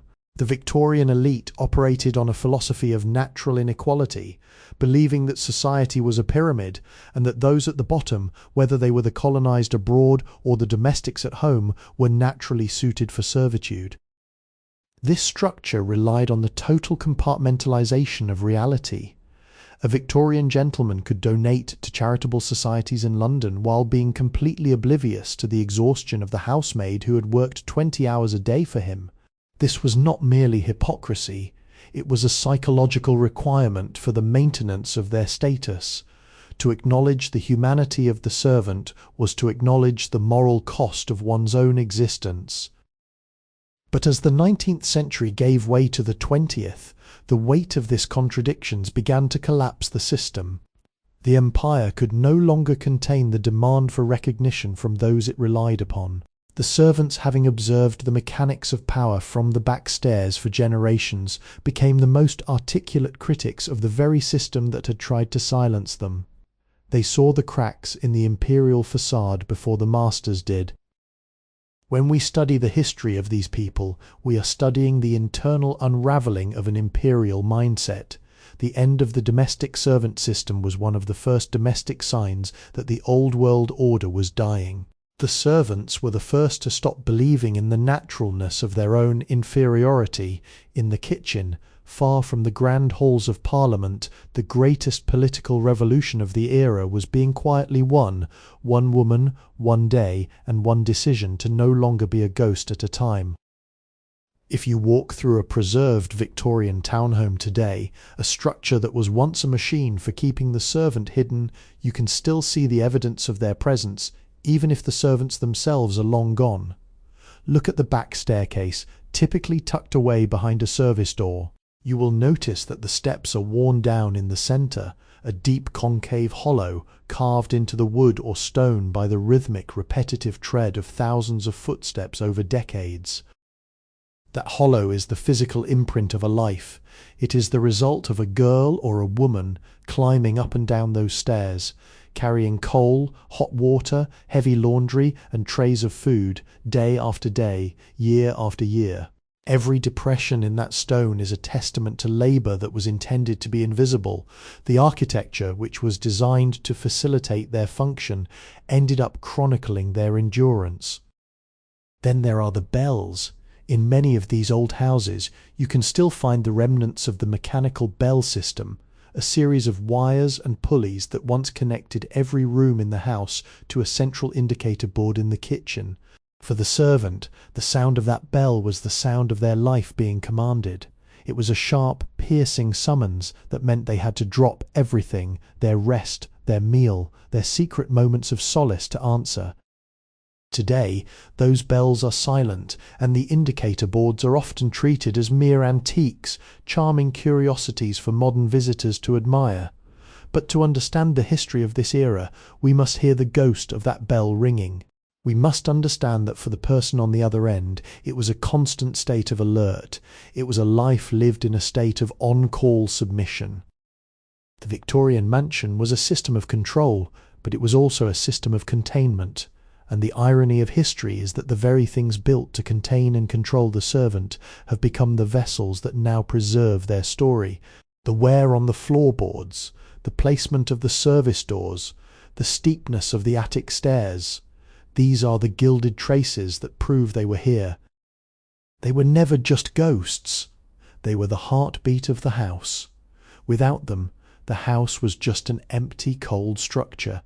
It required their breath, their heat, and their daily effort to function. When we look at these buildings today, we aren't just looking at the architecture of wealth, we are looking at the architecture of service. We are looking at the physical evidence of millions of lives that were once dismissed as unimportant, but whose daily reality built the very foundation of the modern urban world. The walls remember, even when history books forget.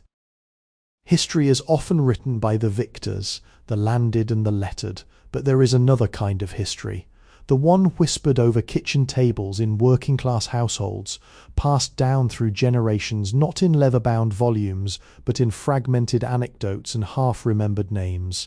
This is the history of the servant class, preserved in the oral traditions of their descendants.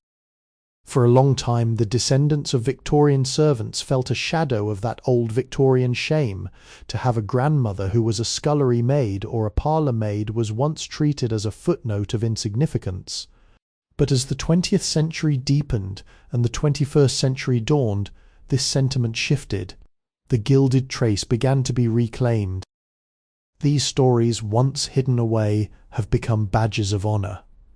Today, when a person traces their family tree and finds a general servant listed in the 1881 census, they do not see a person of low status. They see a survivor. They see a woman who navigated a system designed to crush her and came out the other side. They see the grandmother who saved every penny to ensure her own children would never have to step foot in a backstairs corridor. This oral history adds a layer of warmth and complexity that the census records completely miss. The census gives us names, ages, and occupations. The family stories give us the person. We learn of the maid who used to sneak apples to the street urchins, the valet who could mimic the master's accent perfectly to amuse his friends, or the housemaid who, despite the back-breaking work, saved enough to buy her own set of books. These stories have the power to humanize the statistical data of history. They remind us that the servant class was not a monolith of uniform misery. It was a collection of distinct personalities, the rebels, the dreamers, the ambitious, and the kind. They were human beings who found moments of joy, humour, and camaraderie in the unlikeliest of places. This is the final transformation of the Gilded Trace. By reclaiming these stories, we have turned the page on the era of invisibility. We have brought these souls out of the attic and into the light of our modern understanding. They are no longer just names in a ledger or ghosts in a mansion. They are the ancestors of our contemporary world. Their struggles were the friction that polished our present. Their resilience is the legacy that flows in the veins of millions of people today. As we continue to look back, we realize that we aren't just reading about them, we are honoring a lineage of endurance. The silence has been broken, and the stories that were never meant to be heard are now finally part of the record. They have reclaimed their place in history, not as servants, but as the enduring, vibrant, and essential architects of our shared human experience. If you look at the portraiture of the Victorian elite, those sweeping grand oil paintings that hung in the galleries of the aristocracy, you will often see the family posed in opulent surroundings. But if you look closely, specifically at the edges of the frame or in the soft focus background, you will occasionally spot them, the silent, blurred figures of the staff. Perhaps it is a maid adjusting a curtain, or a footman standing at the threshold of the door, his face deliberately turned away. These were not meant to be subjects of the painting. They were elements of the decor. They were meant to signify the abundance of labour available to the family. Yet, in the hands of time, these figures have become the most compelling parts of the composition. They are the gilded traces captured in pigment. In literature, the phenomenon was similar. Writers like Charles Dickens or William Thackeray utilised the servant class to provide humour, to highlight the folly of the masters, or to serve as plot devices. But occasionally, a character would step forward, momentarily shedding their secondary role to reveal a depth of humanity that was startling. These were the literary moments where the system of deference failed, where the author perhaps unintentionally granted the servant a soul, a history, and a voice. This artistic tension is crucial to our understanding of the era. The culture was simultaneously trying to render the servant invisible and documenting their existence. It was a constant tug-of-war between the desire to relegate them to the status of a thing and the undeniable reality that they were, in fact, the protagonists of their own lives. Today, when we view these works, we see through the intended narrative. We don't just look at the master, we look for the maid. We don't just follow the plot of the gentleman, we wonder what the houseboy was thinking as he polished the silverware. We have inverted the Victorian gaze. This is the ultimate triumph of the marginalised. They may have been relegated to the edges of the canvas, but they are now the focus of our inquiry. They may have been the background characters in the Victorian drama, but in the history of human experience, they are the ones who held the house together. As we pull back the layers of these artistic representations, we realise that the Gilded Trace was never a mark of their insignificance, but a signature of their enduring presence. They are the figures in the margins who have finally moved to the centre of the frame, demanding that we see them not as servants, but as the essential, vibrant and complex people they truly were. In the rigid, highly observed world of the Victorian mansion, to be seen was the ultimate form of surveillance. The mistress's eye was everywhere. The housekeeper's vigilance was constant. To be a servant was to live in a state of perpetual exhibition. You were a part of the house's decoration, a performance that never ended. It is no wonder, then, that one of the most profound, secret desires of the domestic staff was the longing to simply disappear. Not in the sense of ceasing to exist, but in the sense of finding a space where their actions were not being monitored, where their expressions did not need to be neutral, and where they were not defined by their utility to others. This is where the gilded trace becomes a story of escape. We see it in the accounts of maids who would steal away for an hour to sit in a public park, disguised in plain clothes, just to watch the world go by without being part of its machinery. We see it in the footman who, on his day off, would head to a crowded urban market, not to buy anything, but to be a nobody, to be just another face in the crush of people, rather than a numbered item in the household ledger. This art of disappearing was a psychological rebellion. By choosing when and where to be anonymous, they were reclaiming the sovereignty of their own bodies. It was the only way to escape the crushing weight of being a servant, even if only for an hour. They could shed the mask of the professional mask, the subservient posture, and the carefully measured silence. It is a sobering thought that for many, their happiest moments were not found in the luxury of the houses they worked in, but in the anonymity of the slums, the bustle of the train stations, or the solitude of a quiet corner of the city. Their home was not the mansion. Their home was the space they carved out for themselves in the cracks of the city. As we look back, we realise that the Victorian era was not just defined by the houses that held people in, but by the desperate, brilliant ways people found to get out, if only for a fleeting moment. They were masters of the art of disappearing. They survived by becoming shadows, and in doing so, they learned how to live in the light of their own, private, hidden selves. Their legacy is not just the service they provided, but the reminder that no amount of social structure can ever truly extinguish the human need to be, for at least a moment, entirely and beautifully free. Today we visit these grand Victorian estates as tourists. We walk through velvet-roped drawing rooms, admire the polished mahogany, and listen to guides narrate the lives of the noble families who once resided there. But there is a profound, almost eerie silence in these places that most visitors miss, the absence of the hidden labour that made the house breathe. Without the frantic, synchronized movement of the scullery maids, the housemen, and the kitchen staff, a mansion is not a home, it is a mausoleum. The dust that now settles on the mantelpieces is not a failure of maintenance, but a reminder that the life force of the house has been extinguished. When the staff left, the mansion died. We find that these restored houses feel wrong because they are too perfect. They are frozen in an idealized, sanitized version of history that bears no resemblance to the actual messy, lived-in reality of the past.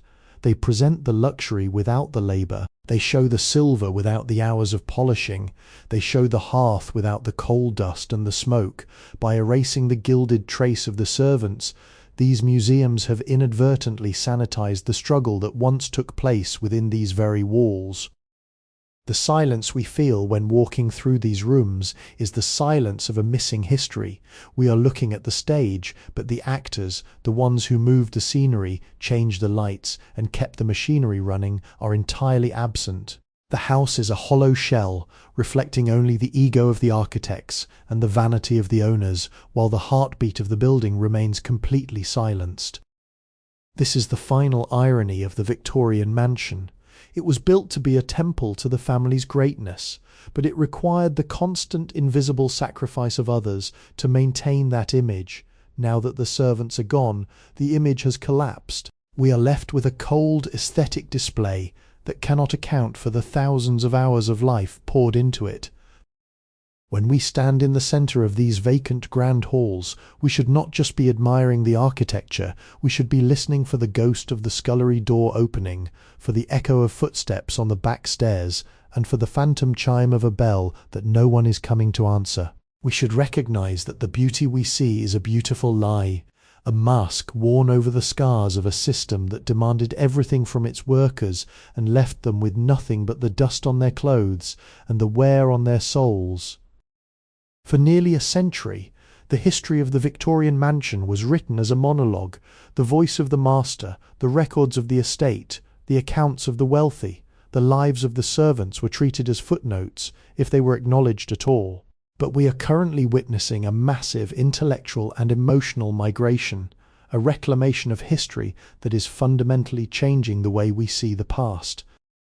This is the age of the bottom-up history, where once researchers sought out the diaries of the lord of the manor, today they are hunting for the tattered letters sent from a scullery maid to her sister back in the village. They are digging through municipal archives for wage records, burial registers, and the brief bureaucratic notes that were the only formal record of a servant's life. This is not just an academic exercise, it is a form of secular canonization. By piecing together these shards of information, we are performing a digital and historical resurrection. We are taking the names that were once listed only as the maid or the cook and restoring their context. We are finding out where they were born, who they married, and how they lived after they left the service of the grand houses. We are realizing that the gilded trace was not a barrier to our understanding, but a roadmap.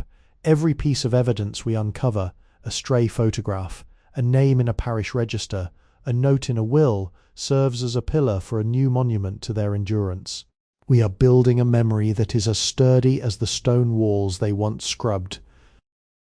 This movement is essential because it corrects a fundamental moral error in our historical record. A society that only remembers the powerful is a society that has lost the ability to understand its own complexity. By including the servant in the narrative, we are finally seeing the full picture, the interdependence, the hidden tensions, and the silent contributions that actually powered the Victorian era. We are entering a new phase of this history, where the invisible are being pulled into the light, not as victims, but as protagonists. They are no longer shadows on the periphery. They are the bedrock upon which the modern era was built. Their voices, once stifled by the walls of the mansion, are now filling the gaps in our own self-understanding. The history of the Victorian house is no longer just a history of the master. It is the history of all who lived within it. It is finally a complete story. As we arrive at the threshold of this journey's end, it is time to look back at the millions of footsteps taken in the dark. We have traced the journey from the rural village to the damp, coal-scented basements of London. We have climbed the back stairs, stood in the freezing attics, and peered through the gaps in the floorboards to find the human stories hidden beneath. What remains? Not just the grand houses that are now museums, nor the dusty records in the archives. What remains is a testament to the sheer, stubborn, and magnificent tenacity of the human spirit. These men and women were subjected to a system that sought to reduce them to functions, to tools of convenience, shadows behind the curtain, hands that scrubbed but were never seen. Yet in the face of this systemic erasure, they cultivated a secret interior life. They found ways to care for one another, to preserve their identities, and to maintain a sense of dignity that no amount of forced deference could truly strip away. The gilded trace was never just about the gold leaf on the ceilings of the masters or the silver on their tables. It was about the light that the servants kept burning within them. It was the whisper of a song from home shared in a dark kitchen, the camaraderie found in a shared struggle, and the silent, powerful decision to survive. History often focuses on the loud, the powerful, and the visible. But as we have explored, the world is held together by the quiet, the steady, and the unseen. Every comfort of the Victorian age, the clean linen, the warm fire, the perfectly prepared meal, was a manifestation of a human life given to that task. When we acknowledge this, we are no longer just looking at history, we are acknowledging the interconnectedness of our own lives. We are recognizing that our current world is built upon the silent, dedicated labor of those who came before us, many of whom were never asked their names. And so we leave the mansion behind. The backstairs door is closed, the bells have ceased their ringing, and the attics are empty of the weary souls who once climbed them. But their story is no longer lost. It is woven into the very fabric of our modern consciousness. They are no longer the ghosts of the past. They are the ancestors whose resilience allows us to stand where we are today. The silence of the mansion has finally been broken. and for the first time we can hear the full, complex and beautiful song of their lives. The Victorian mansion was designed to project an image of permanence, a fortress of solid stone, heavy velvet and rigid rules, intended to last for centuries as a testament to the family's rightful place at the top of the social hierarchy. But history has a ruthless way of dealing with such vanities. As the decades passed, the immense, crushing weight of maintaining these palaces became too much even for the wealthiest estates. The labour force, those invisible hands we have spoken of, drifted away into the modern world, refusing to return to the basement. With the staff gone, the mansions, once bustling with the controlled chaos of human activity, began to decay. The gold leaf flaked off, the velvet moth-eaten, and the grand halls grew cold. What we are witnessing in the ruins and the repurposed halls of these houses is a profound lesson in the transience of power. The very thing that made these houses great, the ability to command the labour and time of others, was the very thing that made them unsustainable. Once the illusion of natural order was shattered, the house itself could no longer justify its own existence. We see, in the cracks of the plaster and the faded portraits on the walls, that status is an illusion we create for ourselves. The gilded trace was, in retrospect, a trace of something that was always fragile. The power that felt absolute in 1880 was already vanishing by 1920.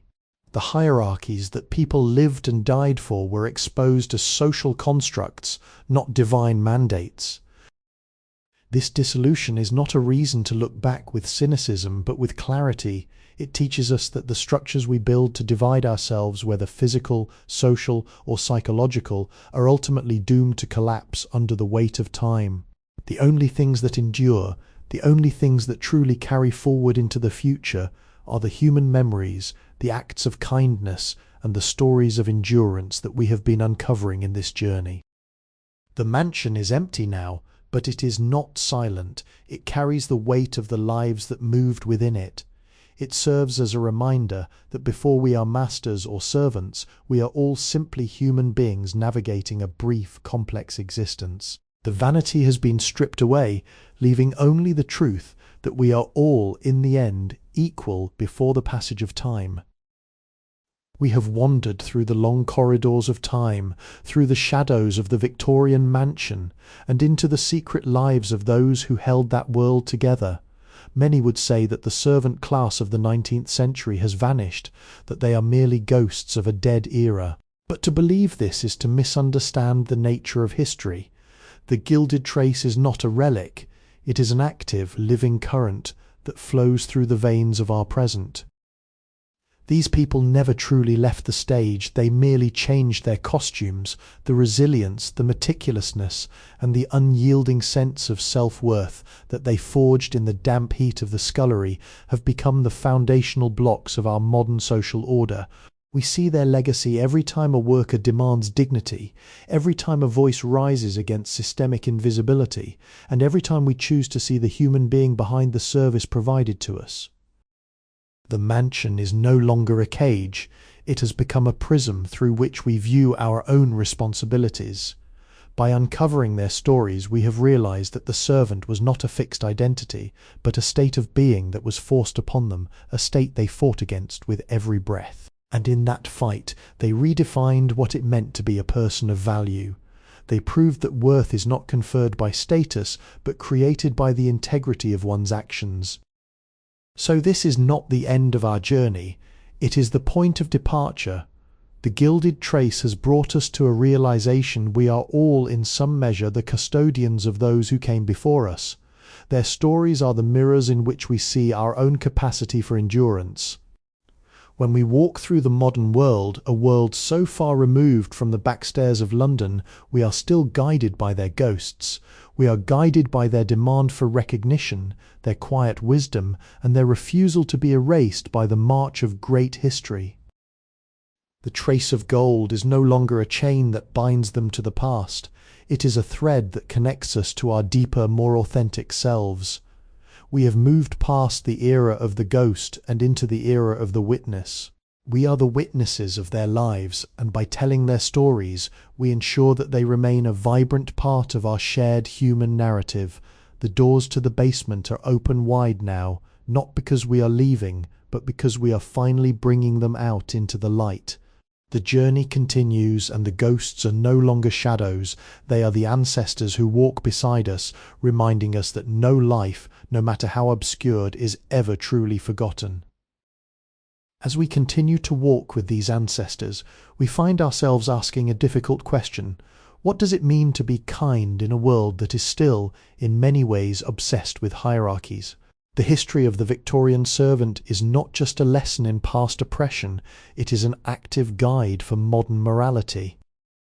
When we look back at the lives of those who worked in the shadows, we see that the most profound acts of kindness were not those performed by the masters, but those performed by the servants themselves.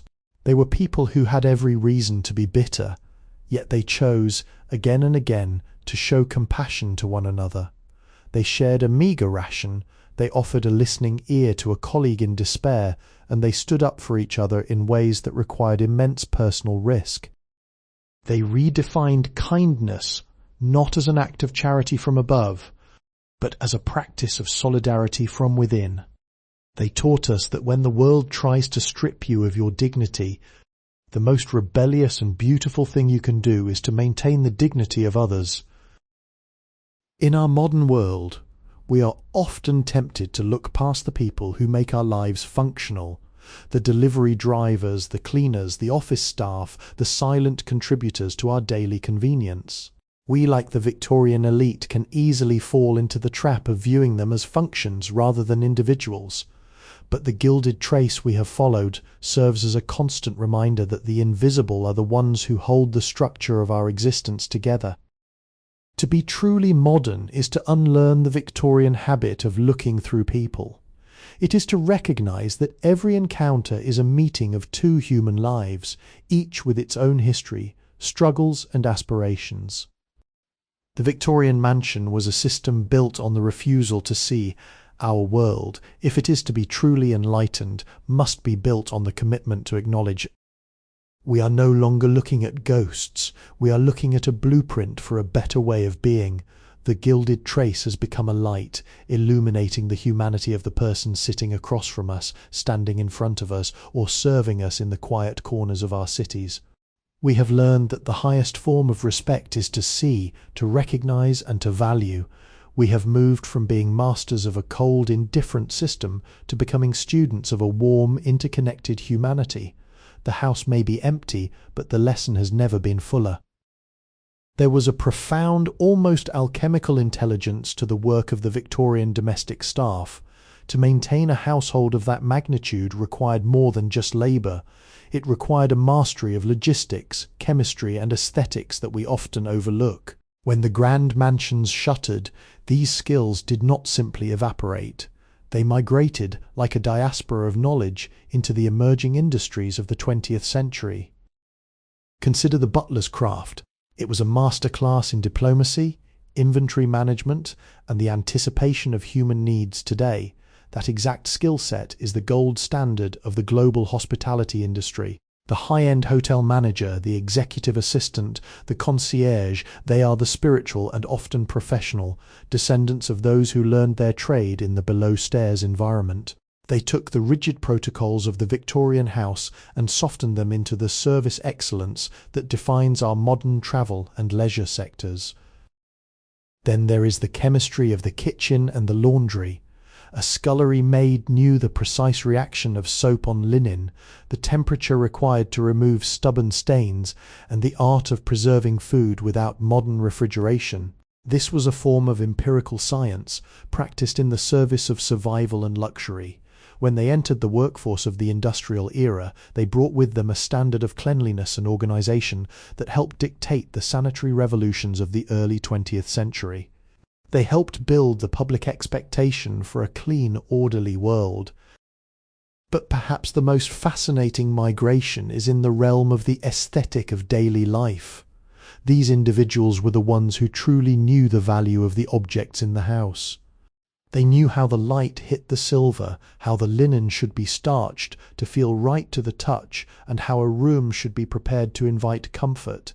When they moved into their own small, modest homes, they brought this aesthetic with them. They democratized quality. They proved that a house, regardless of its size, could be a place of beauty if one possessed the knowledge to maintain it.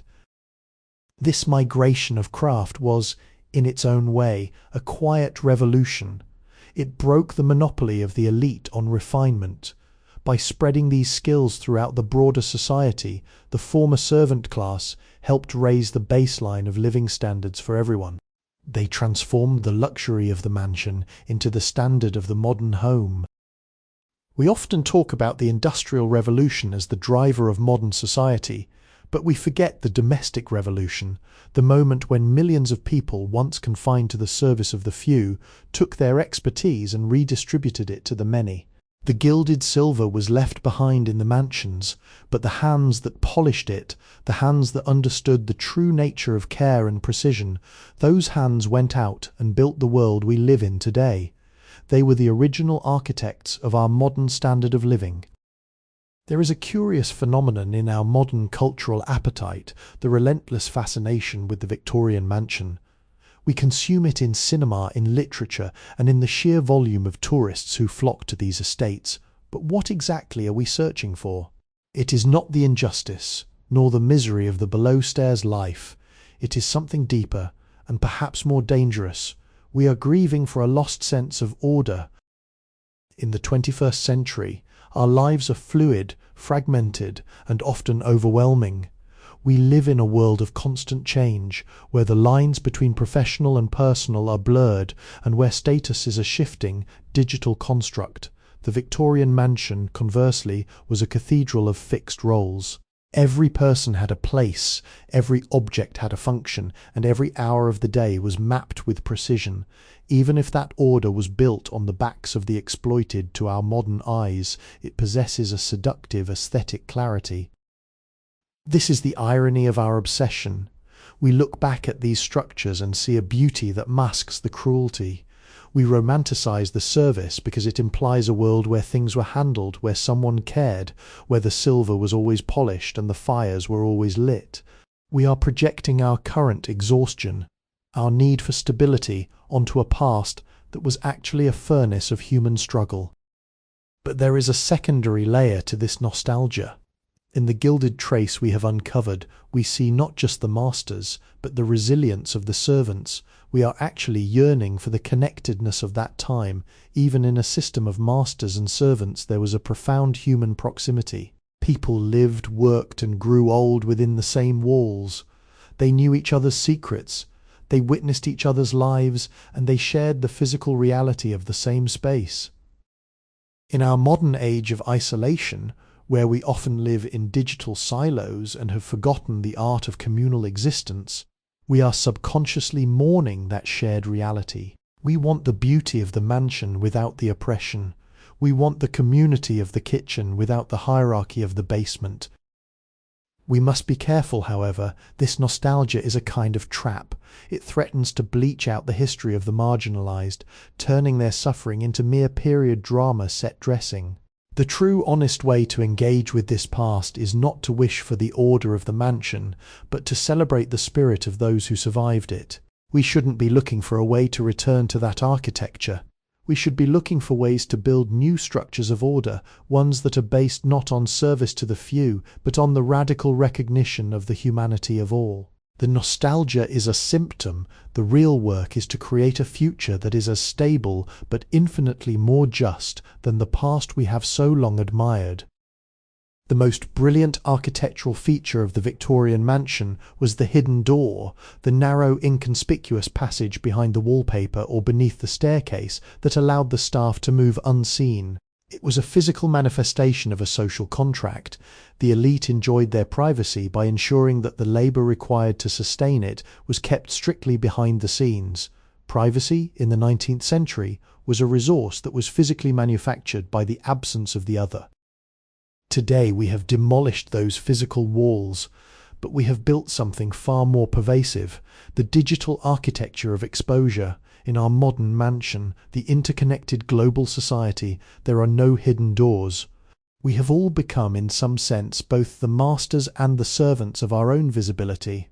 We curate our lives for an audience, constantly performing for the master of public opinion, while simultaneously being the ones who serve our data to the systems that monitor us. The paradox is that while we have achieved a level of public visibility that a Victorian aristocrat could never have imagined, we have lost the very thing they valued most: true, impenetrable privacy. The hidden door has been replaced by the open profile. We are no longer hidden behind the green baize door. We are standing in the middle of the ballroom, performing under the glare of 1,000 invisible spotlights. This shift has profound consequences for the human spirit. The Victorian servant lived in a state of monitored visibility. They were watched by their superiors. We live in a state of self-monitored visibility. We watch ourselves through the eyes of others. The psychological burden has shifted from external suppression to internal performance. We are no longer just keeping the silver polished for the master. We are keeping our own lives polished for the digital record. If the Victorian mansion taught us anything about the cost of living under constant observation, it is that the human soul requires a sanctuary, a place where the bell does not ring, where the gaze does not reach, and where we can simply be. The great tragedy of our time is not that we have lost the aristocratic privacy of the past, but that we have forgotten how to build hidden doors in our own lives. We have become experts at being seen, but we are becoming novices at being private. The gilded trace of the servants reminds us that their greatest act of rebellion was finding those fleeting, anonymous moments outside the mansion walls. Perhaps our most revolutionary act today is the opposite: to find the strength to close the door, to unplug the bell, and to reclaim the beauty of an unobserved life.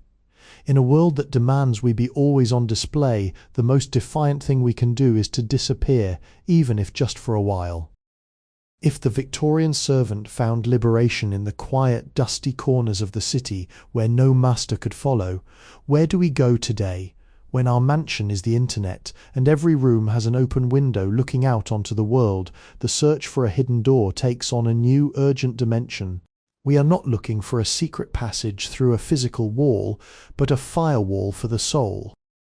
The gilded trace teaches us that privacy is not just a luxury, it is a necessity for the preservation of the self. In the Victorian mansion, the service stairs were more than just a functional space. They were a transitional zone, a place where a person could stop being a servant and start being an individual. They were the threshold of autonomy. Today we must architect these thresholds into our own lives. We must cultivate analog sanctuaries, physical spaces where devices are forbidden, where the constant chime of notifications, the modern equivalent of the servant's bell, cannot penetrate. This is not about Luddism, it is about intentionality. It is about reclaiming the power to disconnect, to exist in a space that is not being mined for data or curated for a performance. Furthermore, we must learn the art of calculated invisibility. Just as the wise servant knew exactly when to be seen and when to vanish, we must learn to curate our presence. We have been conditioned to believe that being always on is a virtue, but the history of the marginalized shows us that invisibility is at times the ultimate form of protection. To choose not to share, to choose not to engage, and to choose to keep certain parts of our lives offline. These are not acts of antisocial behavior, but acts of radical self-preservation. We are, in a sense, building a new kind of mansion. In this architecture, the master is our own need for validation, and the servant is our own identity, exhausted by the effort of constant maintenance. By creating these hidden doors, we are essentially liberating our own selves from the daily labor of digital performance. The Victorian mansion eventually fell because the system became unsustainable. Our digital culture is following a similar path. The constant pressure to be everywhere and see everything is creating a profound collective fatigue. By learning the wisdom of the gilded trace, by understanding the value of what is kept behind the door, we can lead the way toward a future where our humanity is not something we have to labour to prove, but something we naturally possess. We are the architects now.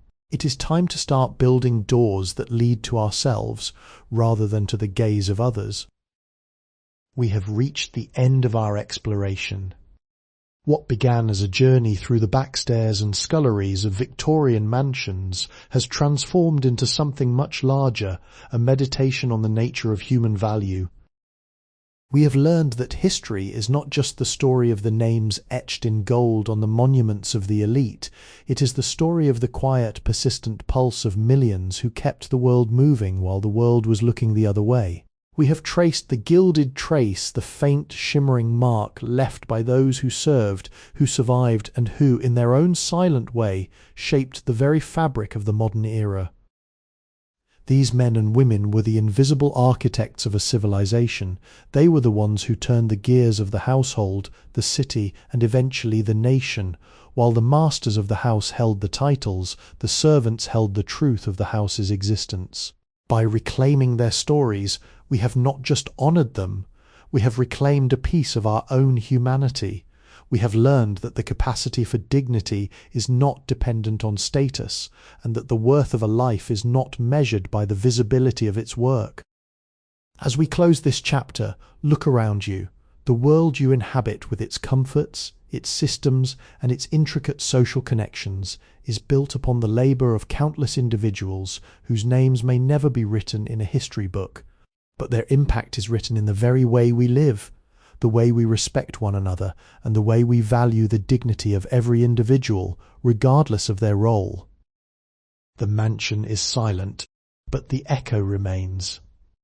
The bells have stopped ringing, but the lesson vibrates in the heart of our society that every person is a protagonist in their own story, and every life is a testament to the endurance of the human spirit. We set out to find the gilded trace of those who were forgotten. We found them, and in doing so, we found that they were never truly ghosts. They were the ancestors who taught us how to be resilient, how to find beauty in the cracks, and how to guard the sanctity of our own interior lives. The journey is complete. The backstairs are no longer a place of shame. They are a monument to the endurance of those who paved the way. We leave this mansion not as visitors, but as witnesses. We carry their stories forward, not as a burden, but as a light that reminds us that while the architecture of society may change, the architecture of the human heart remains, and it is, in the end, the only thing that truly lasts. The house is empty. The candles are out. But the trace of their light, the gilded trace, burns on, forever woven into the history of all that is human. Sleepy History with Benedict is created for relaxation, entertainment, and sleep purposes. The stories shared on this channel are inspired by historical events, daily life, and real periods in history, but they may be simplified, adapted, or narrated in a calming way to enhance the listening experience. This content is not intended to be a precise academic or educational source. While we aim to stay generally accurate, some details may be altered for storytelling flow and relaxation. Please do not rely on this channel as a primary source for historical research or study. By listening, you acknowledge that this content is designed to help you unwind, relax, and fall asleep. Thank you for your understanding and support.